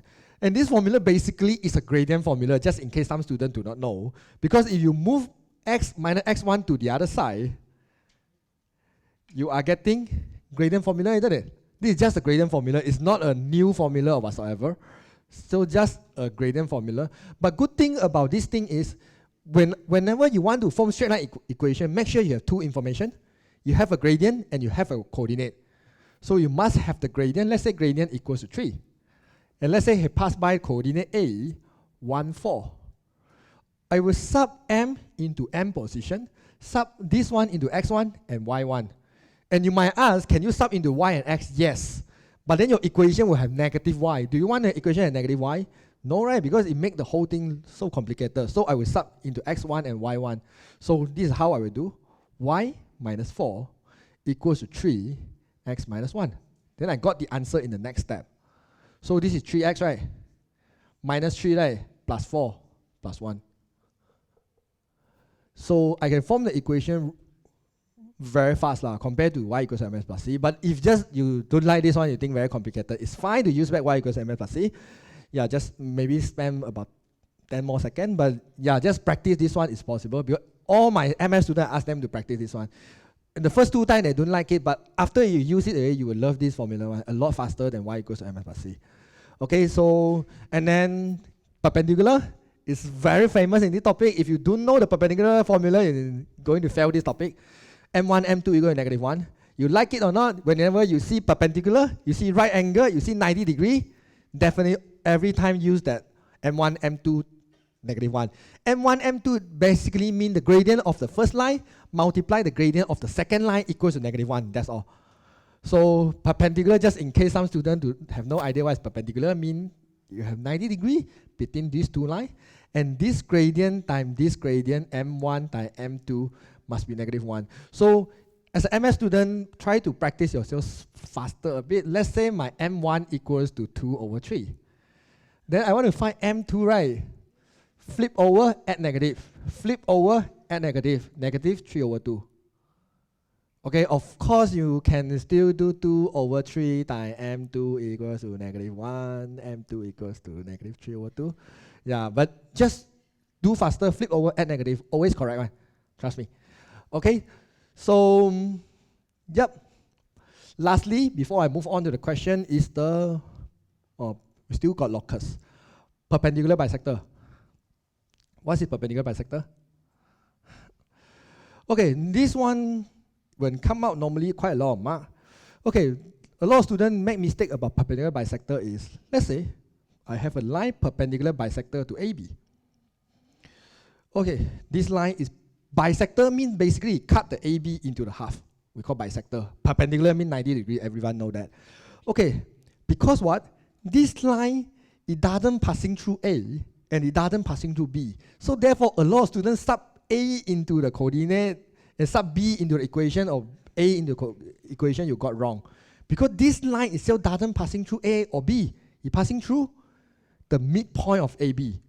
So therefore, whenever you see perpendicular bisector, two information you must have. One, you need to find midpoint. Use the x1 plus x2 divided by 2, y1 plus y2 divided by 2. Second, you need to have M2. So whenever you see perpendicular bisector, two information, midpoint, M2. M2, use this one. Midpoint, of course, use midpoint formula. Because this line can only substitute using the midpoint formula. After you got these two information ready, sub into this formula, form the equation. Because the question always asks you, form the equation of perpendicular bisector, 4 mark. So it's very easy. Find midpoint, find M2. Then sub into the equation. Later we have a question about that. Okay, so lastly, locus. Okay, I would say locus is the only difficult part about this question. But if you understand, actually it's not very difficult. So whenever you see locus, remember distance. Because just now I say what? Locus is a moving line. So let's say I want to find the equation of a locus. It will be always 5 units or 5 cm from A. This is A. Then I will have a locus line, which is a moving line, will be always 5 cm from A. Let's say this is 5 cm. That means what? No matter which place I stand, as long as I stand at the locus line, I go to the A is always 5. Because 5 is a radius, right? So this is so-called the locus. But if you understand the equation further, you go to SPM or L level, you will know the general equation of the locus, ax squared plus by squared, blah, blah, blah, blah, the long equation, is a circle equation. It's a circle equation. Yeah, because circle equation, you have x squared and y squared. So therefore, whenever the easiest way to get x squared and y squared is using the distance formula. Of course, over here, only one case you doesn't use the distance. When the question says perpendicular, you basically use the gradient formula. Because the gradient formula here, normally you have one of the number and the other one, they will tell you p equals to xy. The other one, xy will be here, xy will be here. Later you cross over multiply, you still get x squared and y squared, you still go back to this equation. Okay, but see locus, think about distance formula because you're going to use distance formula all the time, almost all the time, unless perpendicular only. So one of the general pattern of equation is this type. They will say twice the distance. Let's say AP is twice the distance of BP. Then you will do AP equals to 2BP. Then how to find the distance of AP? Because P normally is the unknown, right? They will just tell you P equals to XY. Let's say A equals to 1,4, B equals to -310, example. So AP equals to 2 PB, example. AP, use the distance formula. This one minus this one square plus this one minus this one square, square root it. Distance formula, 2 PB, distance formula, that's all. Then simplify it. How to simplify square root? We square both sides, isn't it? When we square both sides, something you need to pay attention is the 2 here will become 4. I saw many students, they will do like this. They see square root, right? Cancel out the square root for both sides. They continue multiply 2 for every single one. They got the whole equation wrong.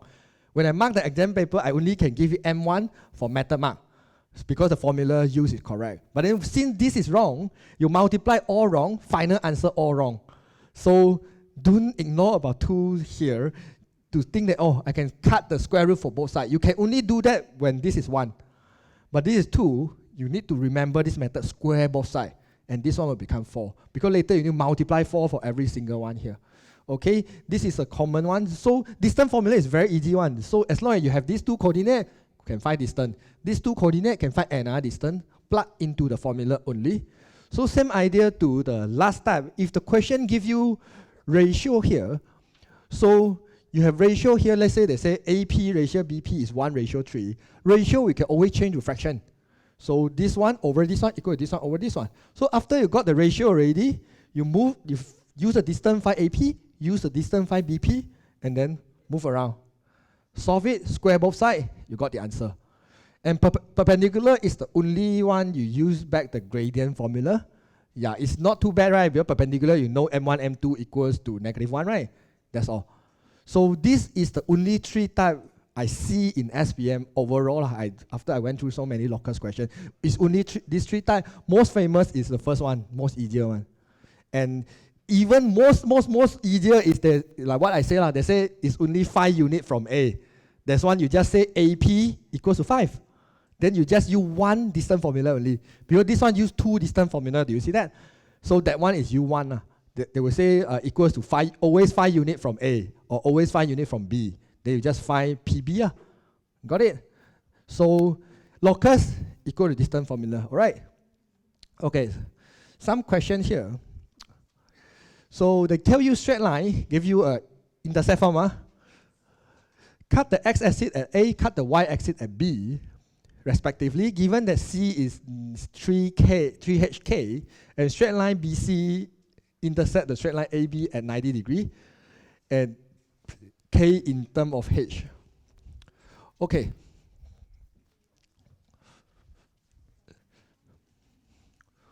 So from the equation given there, what is that again? X over 2, Y over 3. X over 2, Y over 3 equals to 1. They cut the x-axis at A, y-axis at B. So I know my coordinate A is 2, 0, isn't it? Cut x-axis at 2. Cut y-axis, that means x 0, right? 0, 3.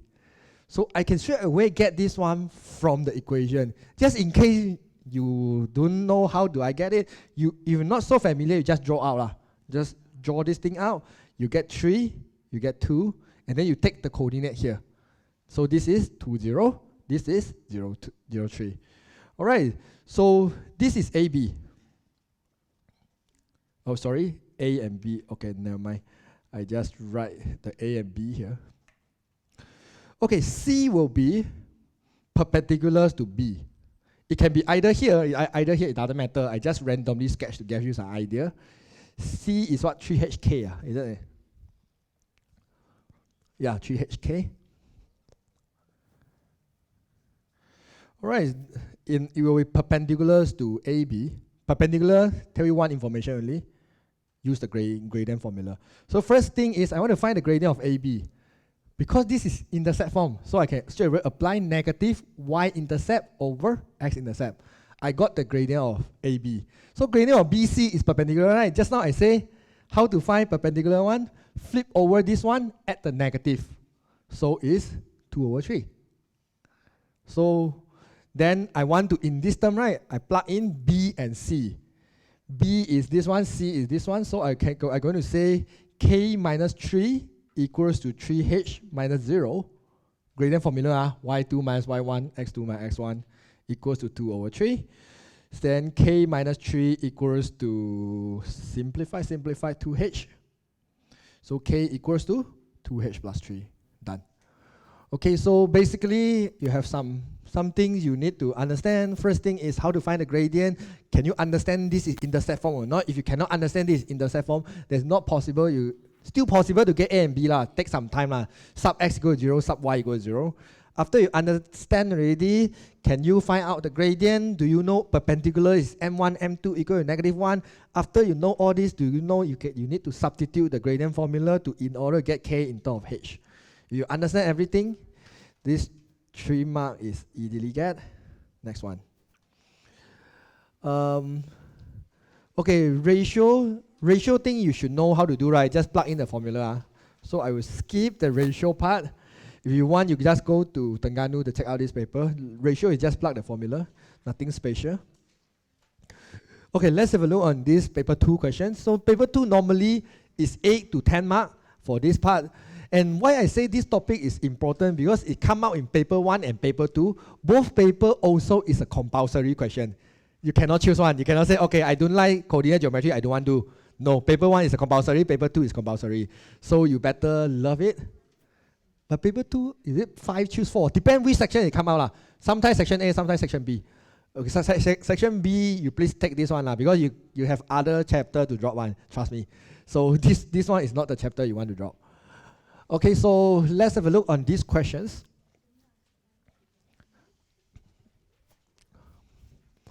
Right, so diagram 11 show the triangle OAB where O is the origin and C lies on the straight line AB. Calculate the areas of triangle OAB. Find the equation of perpendiculars bisector of a line AB. Given that BC is 2/3 of the line segment AB, find the coordinate of C and locus. All right, yeah, we have everything we learned just now. Let's have a look at these questions. All right, so first thing, formula of area. AOB, right? So this is what I will do. Half, then I do the modulus. Key in the coordinate A, coordinate OAB or AOB. OAB, right? We normally follow back is easier lah. OAB, right? Then I write O first. Yeah, what's the coordinate of O? 0, 0, okay? A will be, it's not so clear here, 3, 4. B is -9, -5. So it's 3, 4, -9, -5. Repeat 0, 0. And area formula, we multiply like this first. Okay, this direction first. 0 times 4, 0. 3 times -5, -15. -9 times 0, 0. Minus opposite direction, multiply like this.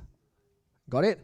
0 times 5, 0. This one times this one, -36. This one times this one, 0.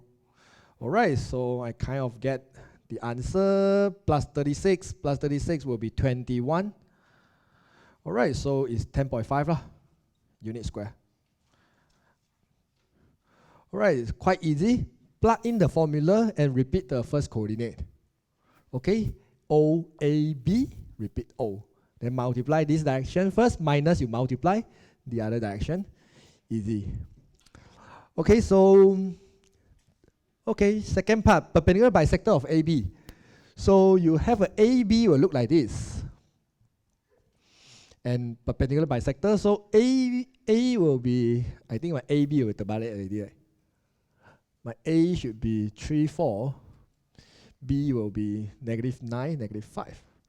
So I have one line, is perpendicular bisector. I say just now, perpendicular bisector, find two information, midpoint, M2. So find midpoint first. So midpoint of AB. X plus X, Y plus Y, okay? 3 minus 9 over 2, comma, 4 minus 5 over 2. X plus X, 1 divided by 2, right? -6 over 2, -3. -1 over 2, -½ Alright, I got a midpoint. I want to find M2. But the problem is this question, I don't even have M1. So I need to find gradient of AB first. I write M big stand for gradient. This is AB. Okay. I use back the AB to find the gradient. Y1 minus Y2 over X1 minus X2. Because minus minus become plus, so I plus together. Alright. This is 9 over 12, which is 3 over 4. Alright, so if gradient of AB is 3 over 4, how to find M2? I say flip over, add negative. Flip over, 4 over 3, add negative. Now I got the M2, I got the midpoint, form the equation, right? Y minus Y1 equals to M, X minus X1. My coordinate will located at Y1. So we plus 1 over 2. M is -4 over 3. X plus 3. Alright, then I just solve this equation. -4 over 3x minus 4 minus half minus 9 over 2. Alright, this is how we form the perpendicular bisector. So midpoint, M2, form equation. Okay? It's not too hard, but it's not very easy also. Just remember the formula.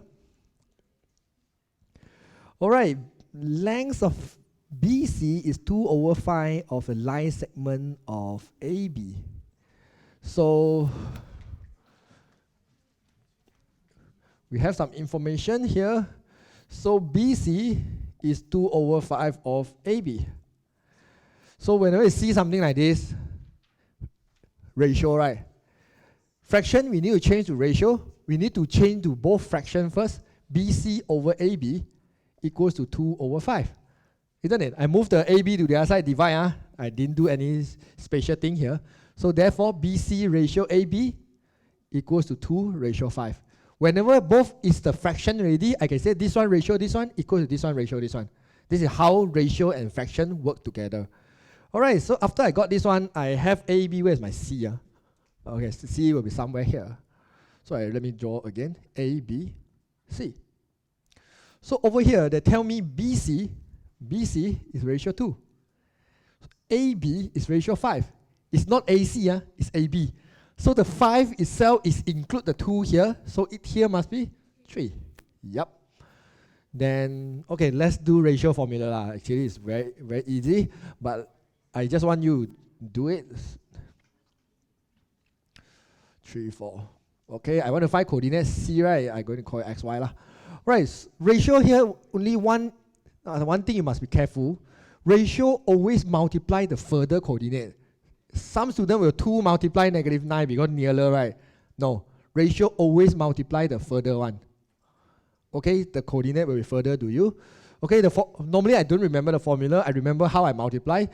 2 multiply the x, 3 multiply the x, both ratio plus together. So 2 multiply the x there, 2 times 3, 6, plus 3 multiply the x, -27, divided by this one plus this one, 5. Yeah, I mean 27, why I write 39? Okay, yeah. And then, I done already for x. Do the same thing for y. 2 multiply y, 3 multiply y, divide total ratio. 2 multiply 4, 8. 3 multiply this one, -15 over 5. So it's kind of weird answer, but yeah, it's just like this. -21 over 5, and then -7 over 5. This is the coordinate C. Okay, just remember how to do. If not, you just refer back to the ratio formula. Remember, multiply the further one. Lastly, is a locus. These locus, they are very kind because they already give you the equation. They doesn't give you a long sentence, ask you to understand. So, okay, let's do one time because I want you to fully understand about locus, even though it's very easy. Okay, the question tells you what? The question actually tells you 2PA equals to PB. 2PA equals to PB. And P equals to XY, right? A equals to 3, 4, B equals to -9, -5. All the information I have lah. So I just reuse it. So basically, 2 multiply the distance formula here equals to square root. I multiply like this. So PA, right? I just focus on the coordinate P and A. So x minus 3 square plus y minus 4 square. Okay, sure. And this one will be PB, right? P and B. So x plus 9 square plus y plus 5 square. All right, then I square both sides. This number become 4. I square both sides, so this is 4. Square root gone already. I expand inside. This is x squared minus 6x plus 9. You can just expand slowly. Plus y squared minus 8y plus 16. Okay. Equals to this thing. So this is x squared plus 18x plus 81 plus y squared plus 10y plus 25. Alright. Multiply and solve it. Okay. Just like this. Multiply, solve it, make it equal to 0. Join together. Then you will get the answer correct. Yeah, I see some questions.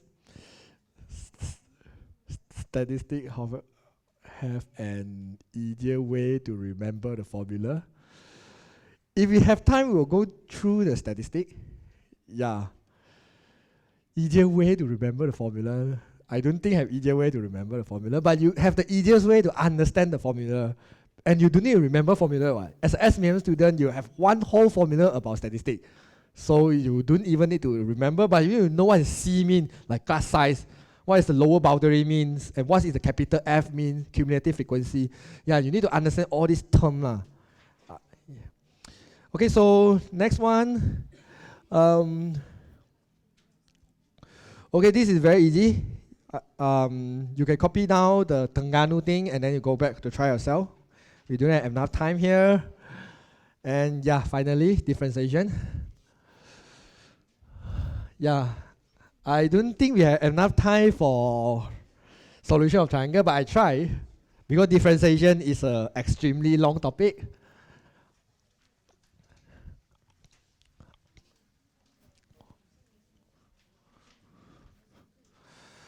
Okay. Okay, differentiation in SPM, right? Differentiation in SPM, basically, you learn few things. One is the most famous one you will see about dy dx. Dy dx, basically, you learn about the things for x-axis and y-axis.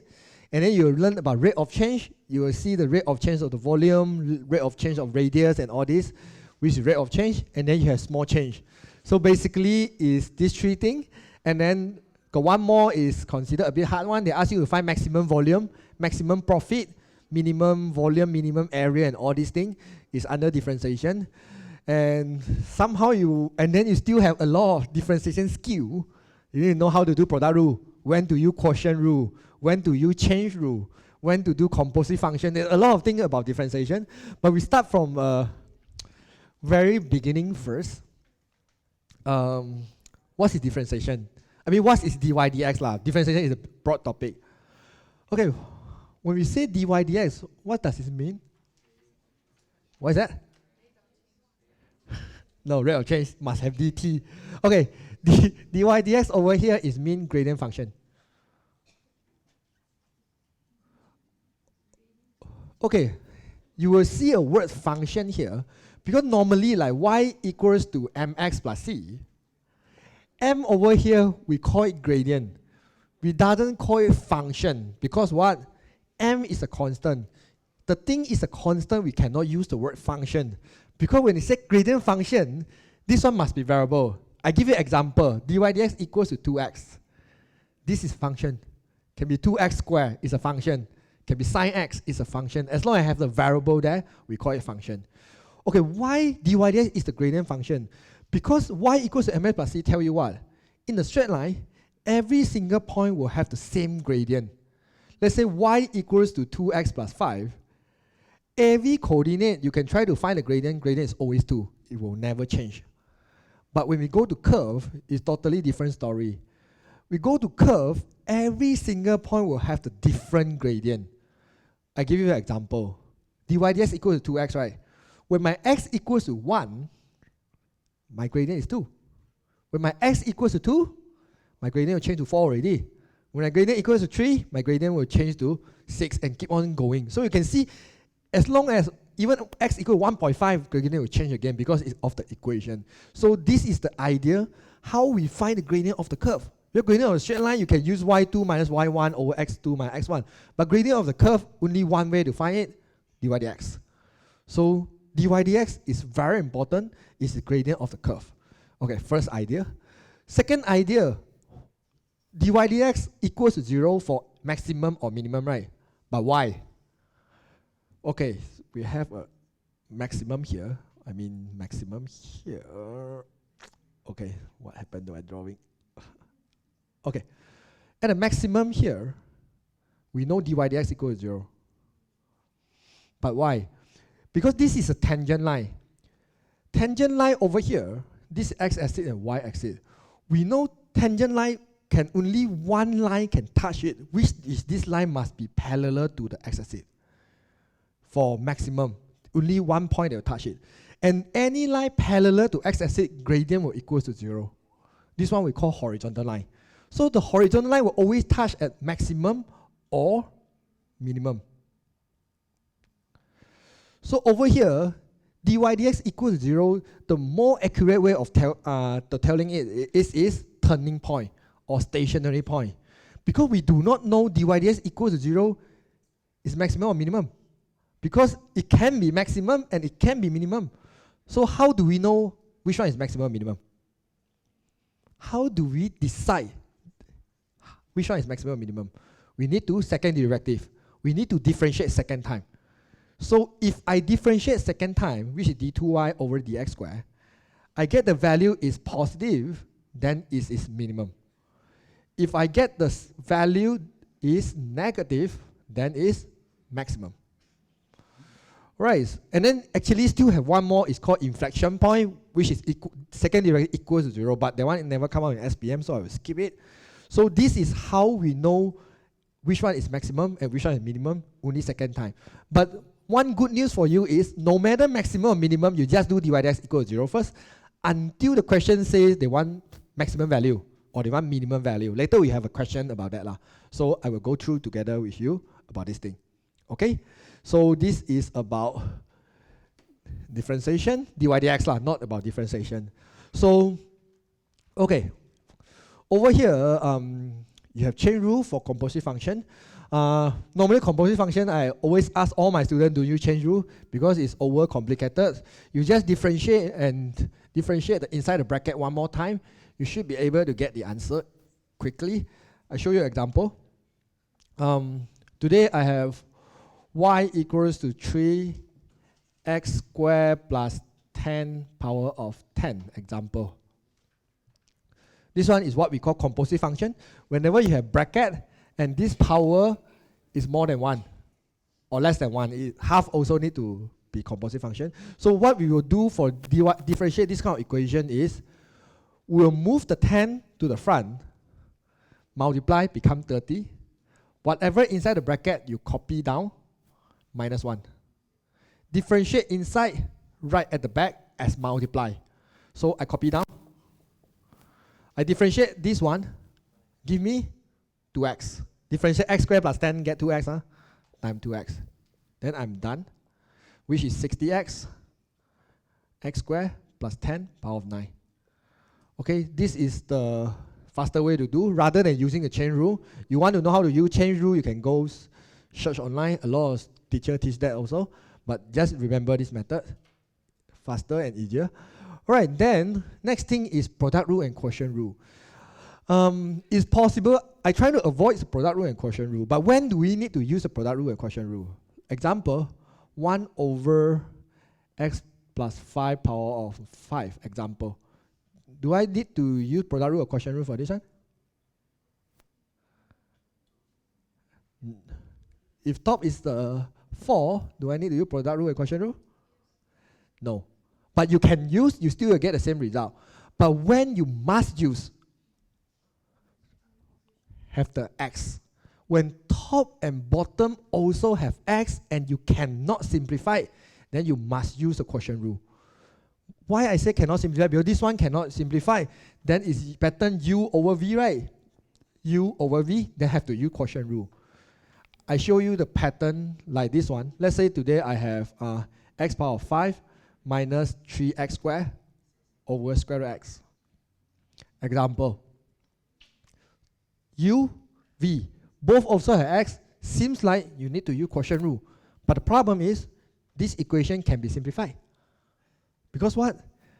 I can separate them, right?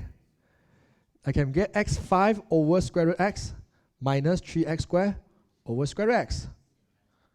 Then this square root x is x power half, right? Divide means power minus, isn't it? 5 minus half, you get x power of 9 over 2. Minus 3, x squared minus half, you get 3 over 2. Then I can just divide dx like this. Move the power minus 1, move the power minus 1. I do not need to use quotient rule.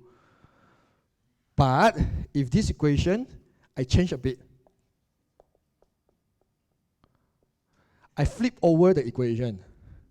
Then you have to use quotient rule. Because this one you can't simplify. You cannot separate, right? Because bottom have plus and minus. So whenever bottom have plus and minus, top have x, it's a quotient rule. Same idea. This question, you can straight away do. But today, if I add an x for it, it's a product rule. Because first 3x you cannot multiply in. So therefore, you need to do U and V. Then it's a product rule. Of course, product rule and quotient rule, I guess the formula is given in your first page. So I'm not going to go through the formula. And you should know how to substitute and all that. If you do not know, you can easily Google it.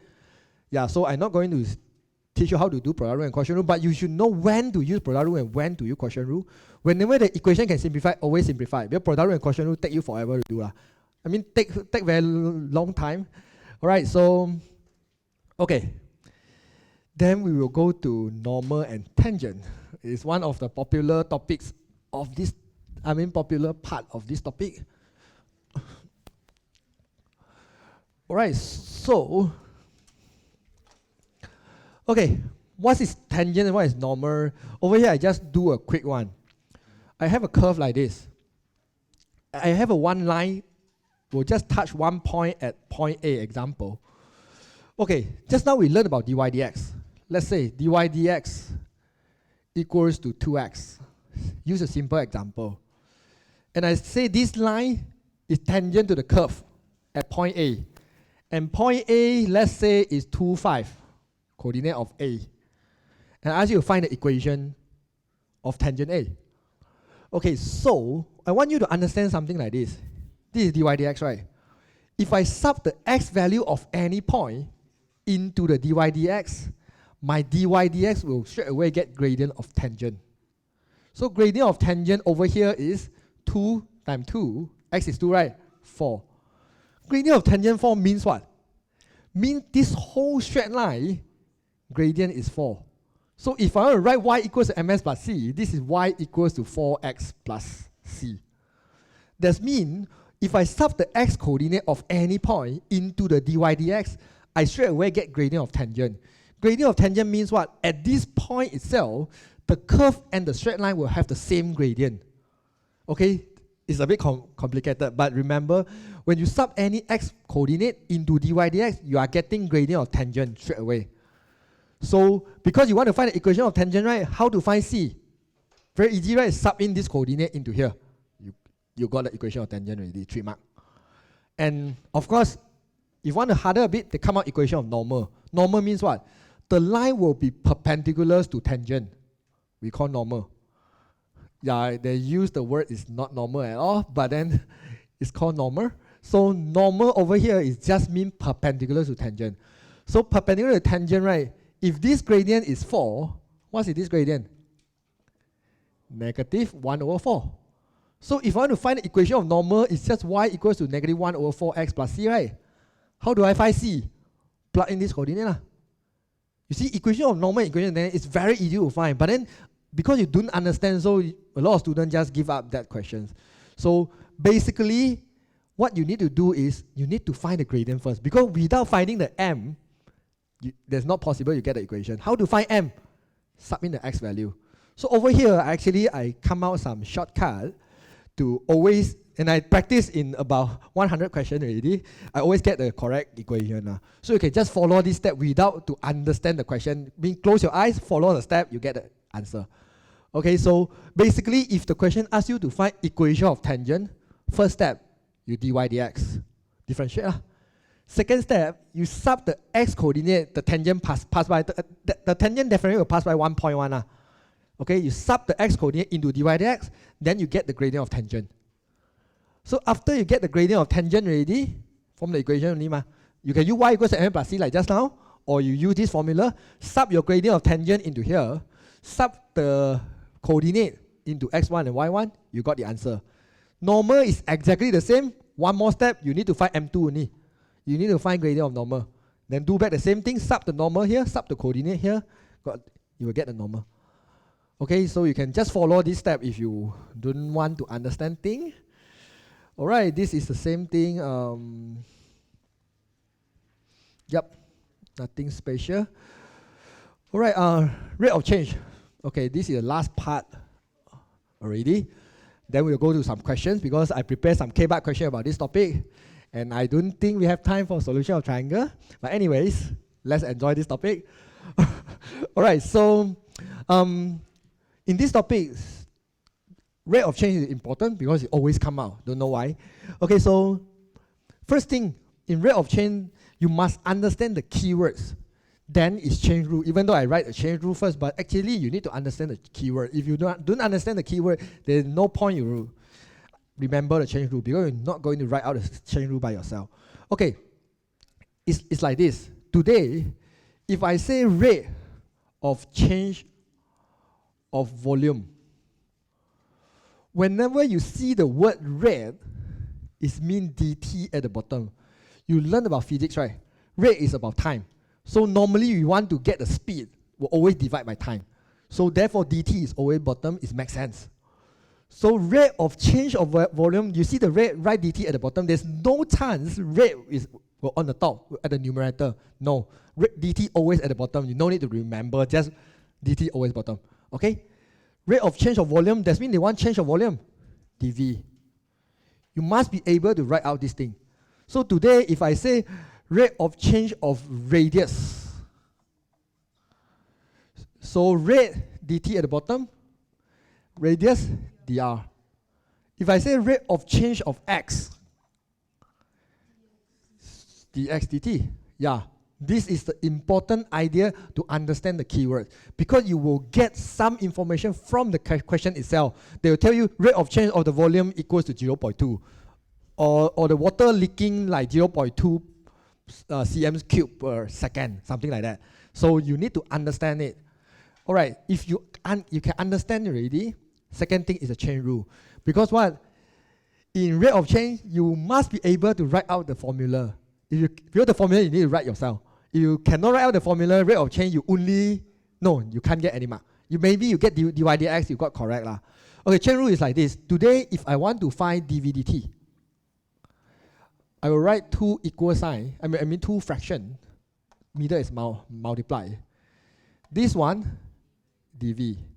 This one, dt. And middle, these two terms must be the same. Because what? Let's say it's v and x. Okay, let's say dx and dx. Imagine dx and dx, if I can simplify, I multiply back, I get back dv dt.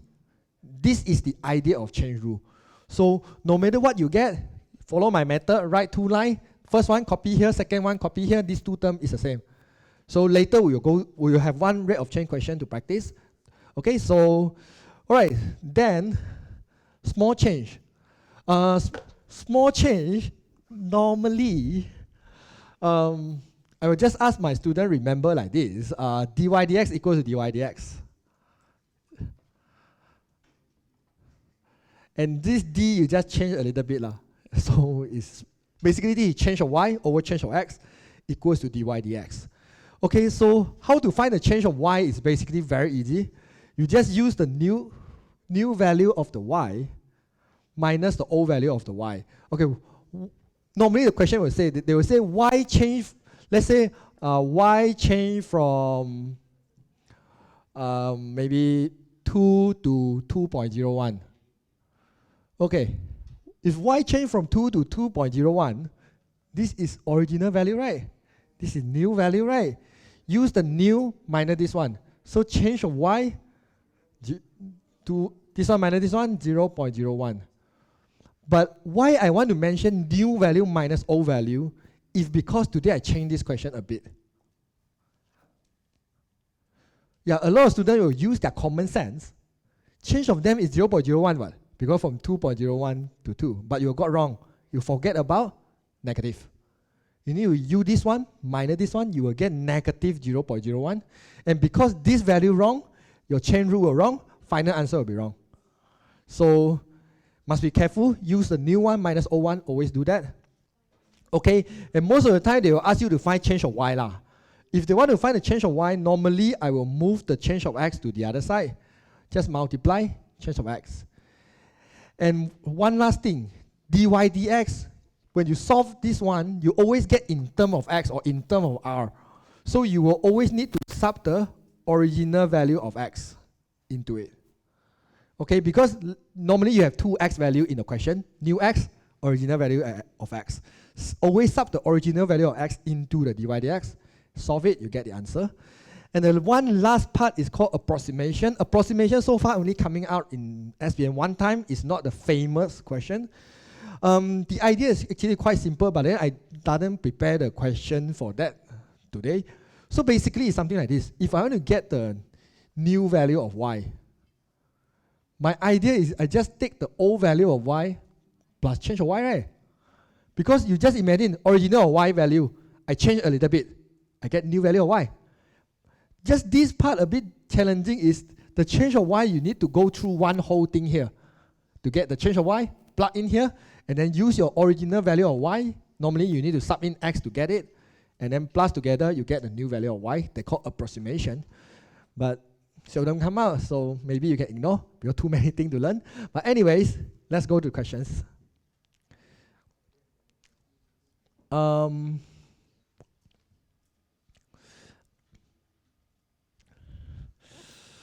Okay, this question, it seems easy, but this question actually is quite hard. I shouldn't put it as a first question, but let's do it. Yeah, actually I want to skip this question, but it's fine. I want you to understand, so let's do it. And I think this question got a little bit problem, but then can still do. Okay, one of the reasons I say this question is hard because what? Okay, we read the question together first. A straight line y equals to 2x minus 3 is the tangent to the curve y equals to x cubed plus 3x squared minus 7x plus 2 at the point P. So they ask you to find the coordinates of the P. And suppose the straight line can only intersect the curve at one point. But the coordinates here, you realize you have ES, but if you read the Malay version, actually you don't have ES. So this one actually, you will get 2x value, and later you will get 2x value. But the problem is, only one of the coordinate is correct.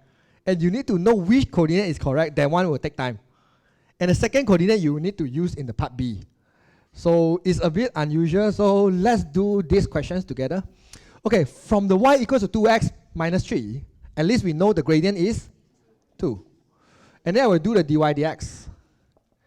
The dy dx will tell me I will get 3x squared plus 6x minus 7. 3x squared plus 6x minus 7. Okay, because it's tangent, just now I said tangent means what? At a certain point, the gradient and the curve will have the same gradient. Same gradient means I can plug in. Because this is tangent, right? It makes sense. I plug in, I can get the x coordinate. So I plug in here. And then I move the 2 to the other side, make it become 0. And then I divide 3 for this one. And then I factorize this one. And then I get 2 coordinates. Okay. Now this is the problem. Which one should I choose? And which one is the P? Okay. You use the graphical calculator, because this question, yesterday I go to use graphical calculator also. It's like this. Your curve will look something like this. And then the straight line y equals to 2x will be something like this. Oh no, your curve is not like this. This is x cubed negative. X cubed positive will be something like this. Okay. So your y equals to 2x plus 3 will look something like this. Okay, this curve will only intersect this straight line at one point P. Intersect means what? My x and y value must be the same no matter for straight line and the curve, right? Let's say this coordinate is 1, 5. If I sub in here, I should get the same result. So what I will do here is, both also I will use back the equation to find my y coordinate first. Okay, so is it 2x plus 3? Yeah, plus 3, right? Okay, so I plug in the negative 3, minus 3, right? Yep. 2 multiply negative 3, negative 6. Minus 3, negative 9. One of the coordinate is negative 3, negative 9. 1 sub in here, 2 times 1, 2. Minus 3, negative 1. Second coordinate. I want to know which one is correct, right? I sub into the original equation of my y. My y will be what? X cubed plus 3x squared minus 7x, blah, blah, blah. No, I'm doing integration for it. Okay, so plus 2. Okay. So, I'm going to sub back into here. If I sub the negative 3 into x here, my y get negative 9. That means this is the point on this curve. if I sub the 1 into x here, my y get -1. That means that point is on this curve. So right now I'm going to do a testing. I start with -3 first. -3 into here, -27. -3 into here, plus 27. -3 into here, plus 21, plus 2. Minus, minus, 23. This coordinate, if it's 3 here, you will get -3 here, you will get 23. So therefore, this is rejected. This is not on the curve. This point is only on the straight line, maybe. It's not in the curve. And this is not what we want. We try 1. Maybe the second one rejected also. So I sub 1 into here. 1 plus 3 minus 7 plus 2. -1. So this is the point P. Okay, so this question is a bit hard because of this. You need to prove it. And then going to the part B. Part B, they say what? Part B, they say another point at the curve that make the tangents is parallel to the straight line of this one. So that means you have another straight line. This gradient is 2, right? Another straight line will be 2 also. And it will be tangent lah. Oh my god, my tangent line. Okay. It will be tangent somewhere like this. And then is y equals to 2x plus c. I don't know why is the equation. The question doesn't say. So means what? As the another point here, the gradient is 2. Gradient is 2, mean dy dx will equals to 2. I going back to the same thing. I do until the end, I will have the second coordinate. So therefore, this is the answer for part B. So this is the another point they are looking for. Because this point will give you gradient is 2 also. So therefore, I say this question have some problem is because in the part A, we already do the answer for part B. So yeah, this is how it's be. So let's move on. Okay, differentiation question rule, you do it yourself. We go to the question 12. Okay, rate of change.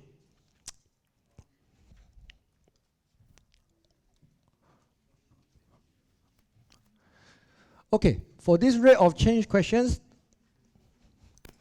the question says what? The question says a conical containers of radius of 8 centimeter, height of 16 centimeter, filled with the water. At the same time, the water seems to leak away from the vertex of the cone. If the level of the water decrease from 4 to 3.9 cm, actually it's small change, not rate of change. Find the approximate change in volume. Okay, this question is a little bit hard. It's not very hard. So what happened over here is you have a cone.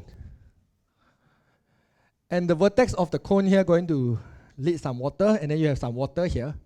And this cone radius is 8, height will be 16, according to the question given. And they ask you to find a small approximate change of the volume. You want to find change of volume. All right, because the water level is decreasing. Water level is decreasing is affect height or it affect radius. Which one? Height, obviously. So in this case, I will do change of height. Change of height, I will use the new value of height minus my old value of height. What is my new value of height? It will be 3.9. So I will say 3.9 minus 4, negative 0.1. Okay, so I need to use the small change formula. Change of volume over change of height equals to dVdh. Isn't it? dVdh equals to dVdh. Then the next thing is, I don't have dVdh. I need to do the volume of the cone. Volume of the cone, you should know, is 1 over 3 pi r square h. Now you have a problem. You can't differentiate at two unknown, r and h. So therefore, they give you 8 and 16 is not give you for fun. Basically, you need to use it to solve the equation. Okay, over here, I know radius over height equals to 8 over 16, right? Radius is 8, height is 16. So from here, I should be able to form one equation. R over h equals to 1 over 2. R equals to 1 over 2h. Okay, over here, you might ask, why I make R as a subject? Why can't I make h as a subject? Because what I want my equation in terms of h, because later I want to get dVdh. If I make h as a subject, I sub in, I get in terms of r. This is not what I want. So I have to make r as a subject. I plug in here. 1 over 3 pi, my r is half h, square h.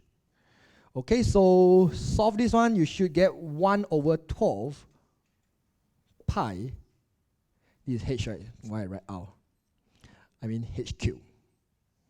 Alright, so this is V. So therefore, dVdh will be 3 moved to the front, 3 over 12 is 1 over 4 pi h square. And just now I say your dVdh, you always need to substitute the original value of h. The original value of h will be 4. So I will plug in the 4 into here. 4 square will be 16. 16 multiply 1 over 4, 4 pi. Yeah, I need other marker pen. So you will get 4 pi over here. So therefore, my change of V over this one already got right, negative 0.1 equals to 4 pi. So change of V equals to negative 0.4 pi. Okay, this is how we get the change of volume. So this one is a bit complicated because he add this part lah. Normally your small change don't have this part one. I mean they will give you sphere which can make you straight away differentiate without need to do another substitution. But this one, because of this one, so it give you some information, right? You need to understand this information can help you to form fraction. If you can form fraction, that means you can form equation. If you can form equation, that means you can do substitution. So yeah, a lot of things related. So let's move on to the next one. Okay, this one is very easy. I will skip. You can do it yourself. It's about maximum area, I guess. Okay, this one is a hard one. Not to say hard one because it's unusual. Because normally SPM won't ask like this, but since a lot of students ask me this one also, so I will discuss this with you. Okay, this question needs a little bit common sense. If you don't have common sense, too bad. Okay, for this question, right, they say a manufacturing company produce and sell the table. So the cost of the cost function is given by this one. So this is the cost of the table. Okay, which x is the number of table they produce. Each table is sold at the price of 3,000. So each table they're going to sell you 3,000. And how this costing work is like this. If I sell one table, I sub the 1 into here, then I will sub 1 into all the x, then I can know the costing of making one table. If I sub 2 into x, that means it's the costing of making 2 tables. Alright. Then the first part they ask about what? Profit function. Now, how to get profit? How do you get profit? I mean, use a common sense. Yeah, you just take your selling price minus your costing, right? So therefore, in order to get my profit function, I have no choice. I will need to use my selling price. But what is my selling price? Yup, 3,000 for one table. But I do not know how many tables I sell. So how? I will say 3,000 x. It makes sense, right? If I sell one table, 3,000. If I sell 2 tables, 6,000. If I sell 3 tables, 9,000. It makes sense. Minus my CX. Then I can get profit, right? Selling price minus costing. Of course, I will straight away substitute my costing into here, which is 1,500 minus x cubed over 3 plus 65x squared minus x cubed over 3 plus 65x squared. Okay, remember to put the bracket because of what? You need to multiply negative into every single one. So, oops, this is minus. Alright, done. Then, second part, 5 mark. They ask about what? They ask about the maximum number of tables to gain the profit, the maximum profit. Because what?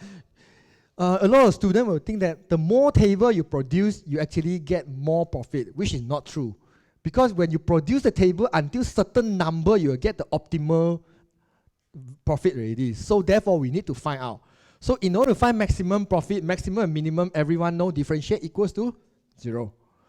So I will differentiate this one. 3,000x will give me 3,000. 1,500, 0. This one will give me x squared. This one will give me 130x equals to 0. Definitely, I will factorize this one. x minus 100, x minus 30 equals to 0. Just factorize, okay? Then I have two numbers here. I can either produce, x is a number of table. I can either produce 100 table or 30 table will give me 0. Just now I say dy dx equal to 0 mean two things, either maximum or minimum. But how do we know? Differentiate again. So I will need to differentiate again to find out which one is maximum. Because a lot of students will assume larger number is maximum. No, not necessary. And most of the time it's no. Most of the time it's minimum. But we always need to prove it. So differentiate second time, 2 dot. So I'm going to differentiate this is dy dx. So give me 2x minus 130. Let's try to sub in 100, see what happens. 2 times 100, 200. Minus 130, 70. This is positive number, minimum. So that means 100 will give you the minimum profit. Okay, then I sub 30 into it. 2 times 30, 60. 60 minus this one, negative 70, right? Less than 0, this one is a maximum. So therefore, how to get maximum profit? I need to produce 30 table. It makes sense one. You try to substitute 30 back into your profit function, you will get a lot of profit. And if you not believe, you can go back home and try to sub 100 into profit function here, you will make loss. Yeah, you can do a try and error by yourself. Okay, and the last part is, what I say, they'll ask about what's the maximum profit. Sub the 30 into a profit function, you get the last 2 marks. Simple. Okay, last questions of this topic. Time is just nice. Okay, this is another K-bar question. So many students, even teacher also asked me about this question. These questions, the hard part about this question is you couldn't see the surface area of water. Because what? This is 2 dimension. Surface area of water is 3 dimension. So basically, imagine this is you have a circle surface area on the top. Now you see the things from the side, so you can only see this one. But at least we know something. We know in order to get the surface area, we have the area formula, right? What is the area of circle?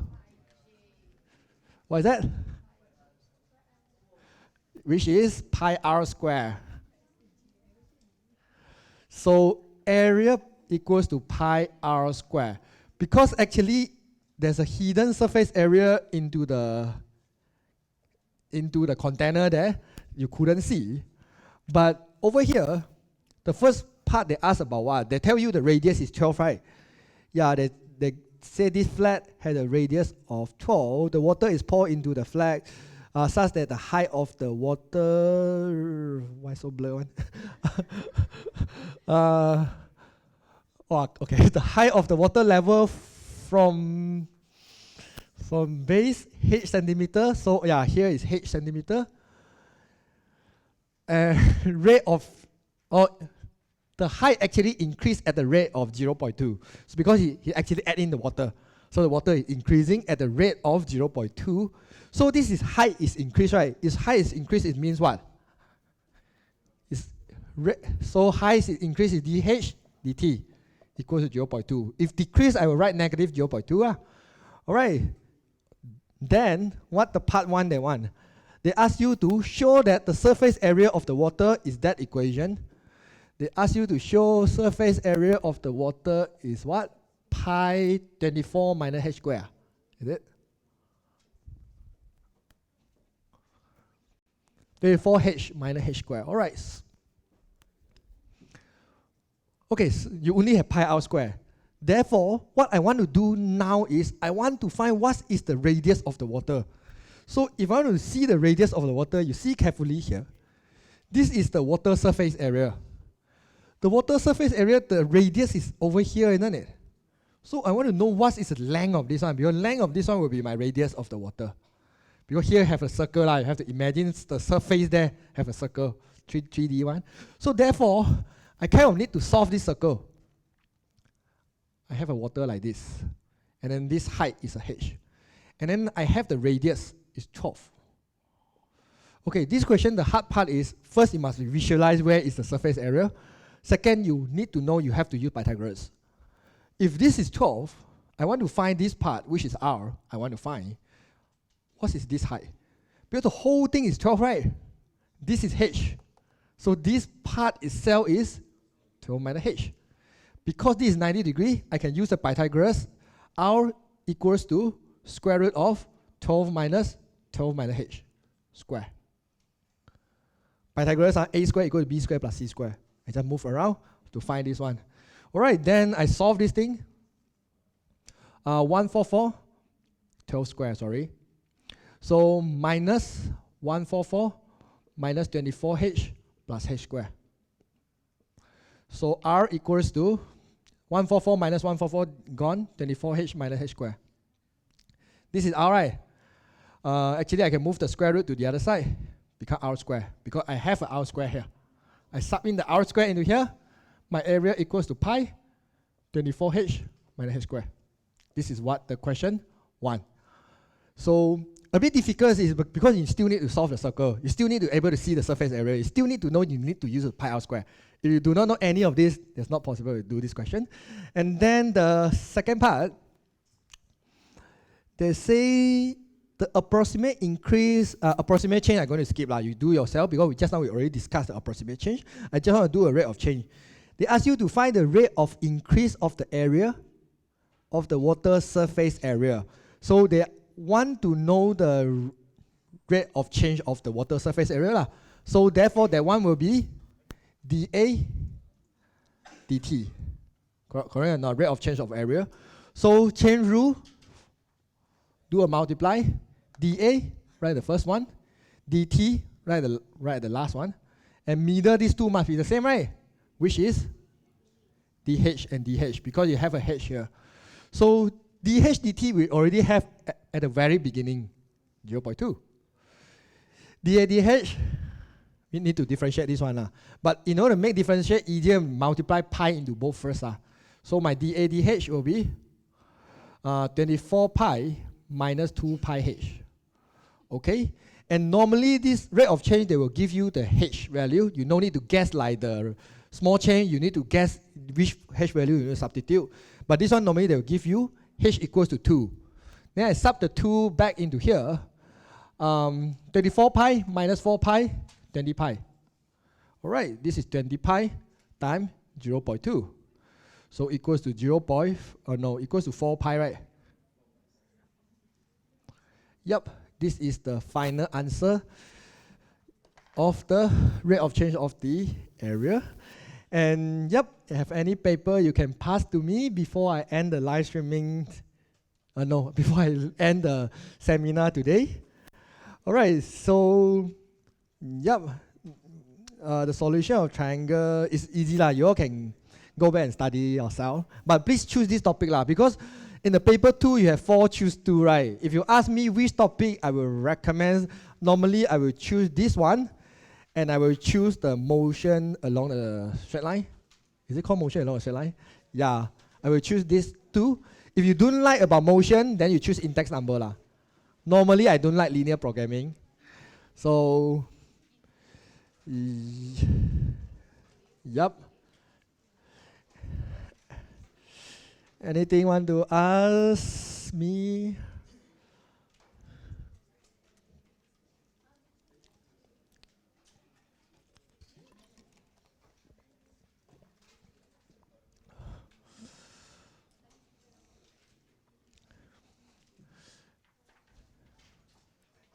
Do we have more time?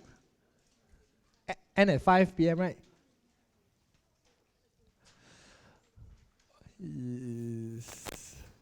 Yep. Do you have any paper want to pass to me? I guess you'll write in some small paper, right? Or don't have? Then that's all for today. Yeah, nice to see you. Yeah, anything?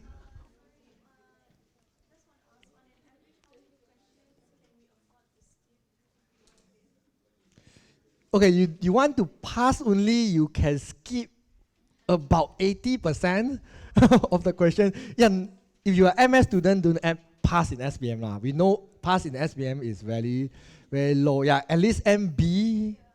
If B, I guess at least you can skip about 50%. Roughly. Actually, it's quite a lot, you know. You imagine 25 questions, you can wrong 13 questions. 13 questions, you can do at all. You still get B. So it's a lot. So I guess B is very achievable. It's not like a dream. It's very achievable. But then the problem is, you need to choose the correct topic. So basically, you just flip the analysis from your reference book. You find out those topics coming out in paper 1 and paper 2, and it's a compulsory one. Please learn those topics. Those topics, some topic is very hard and only come out a little bit, then you can just skip first until you advance other topic, then only you go back. Yep.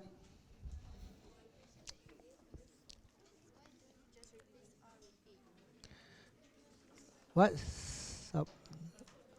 Why don't again, sorry?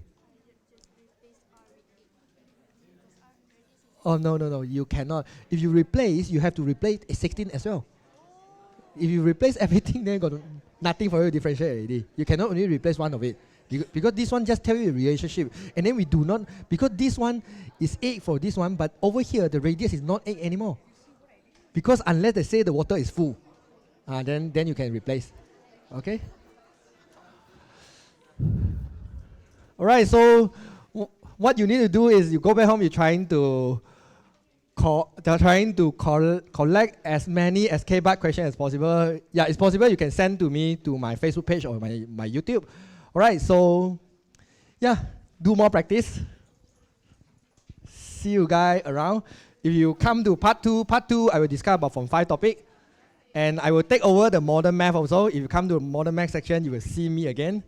All right, so I see you guys around. Bye-bye.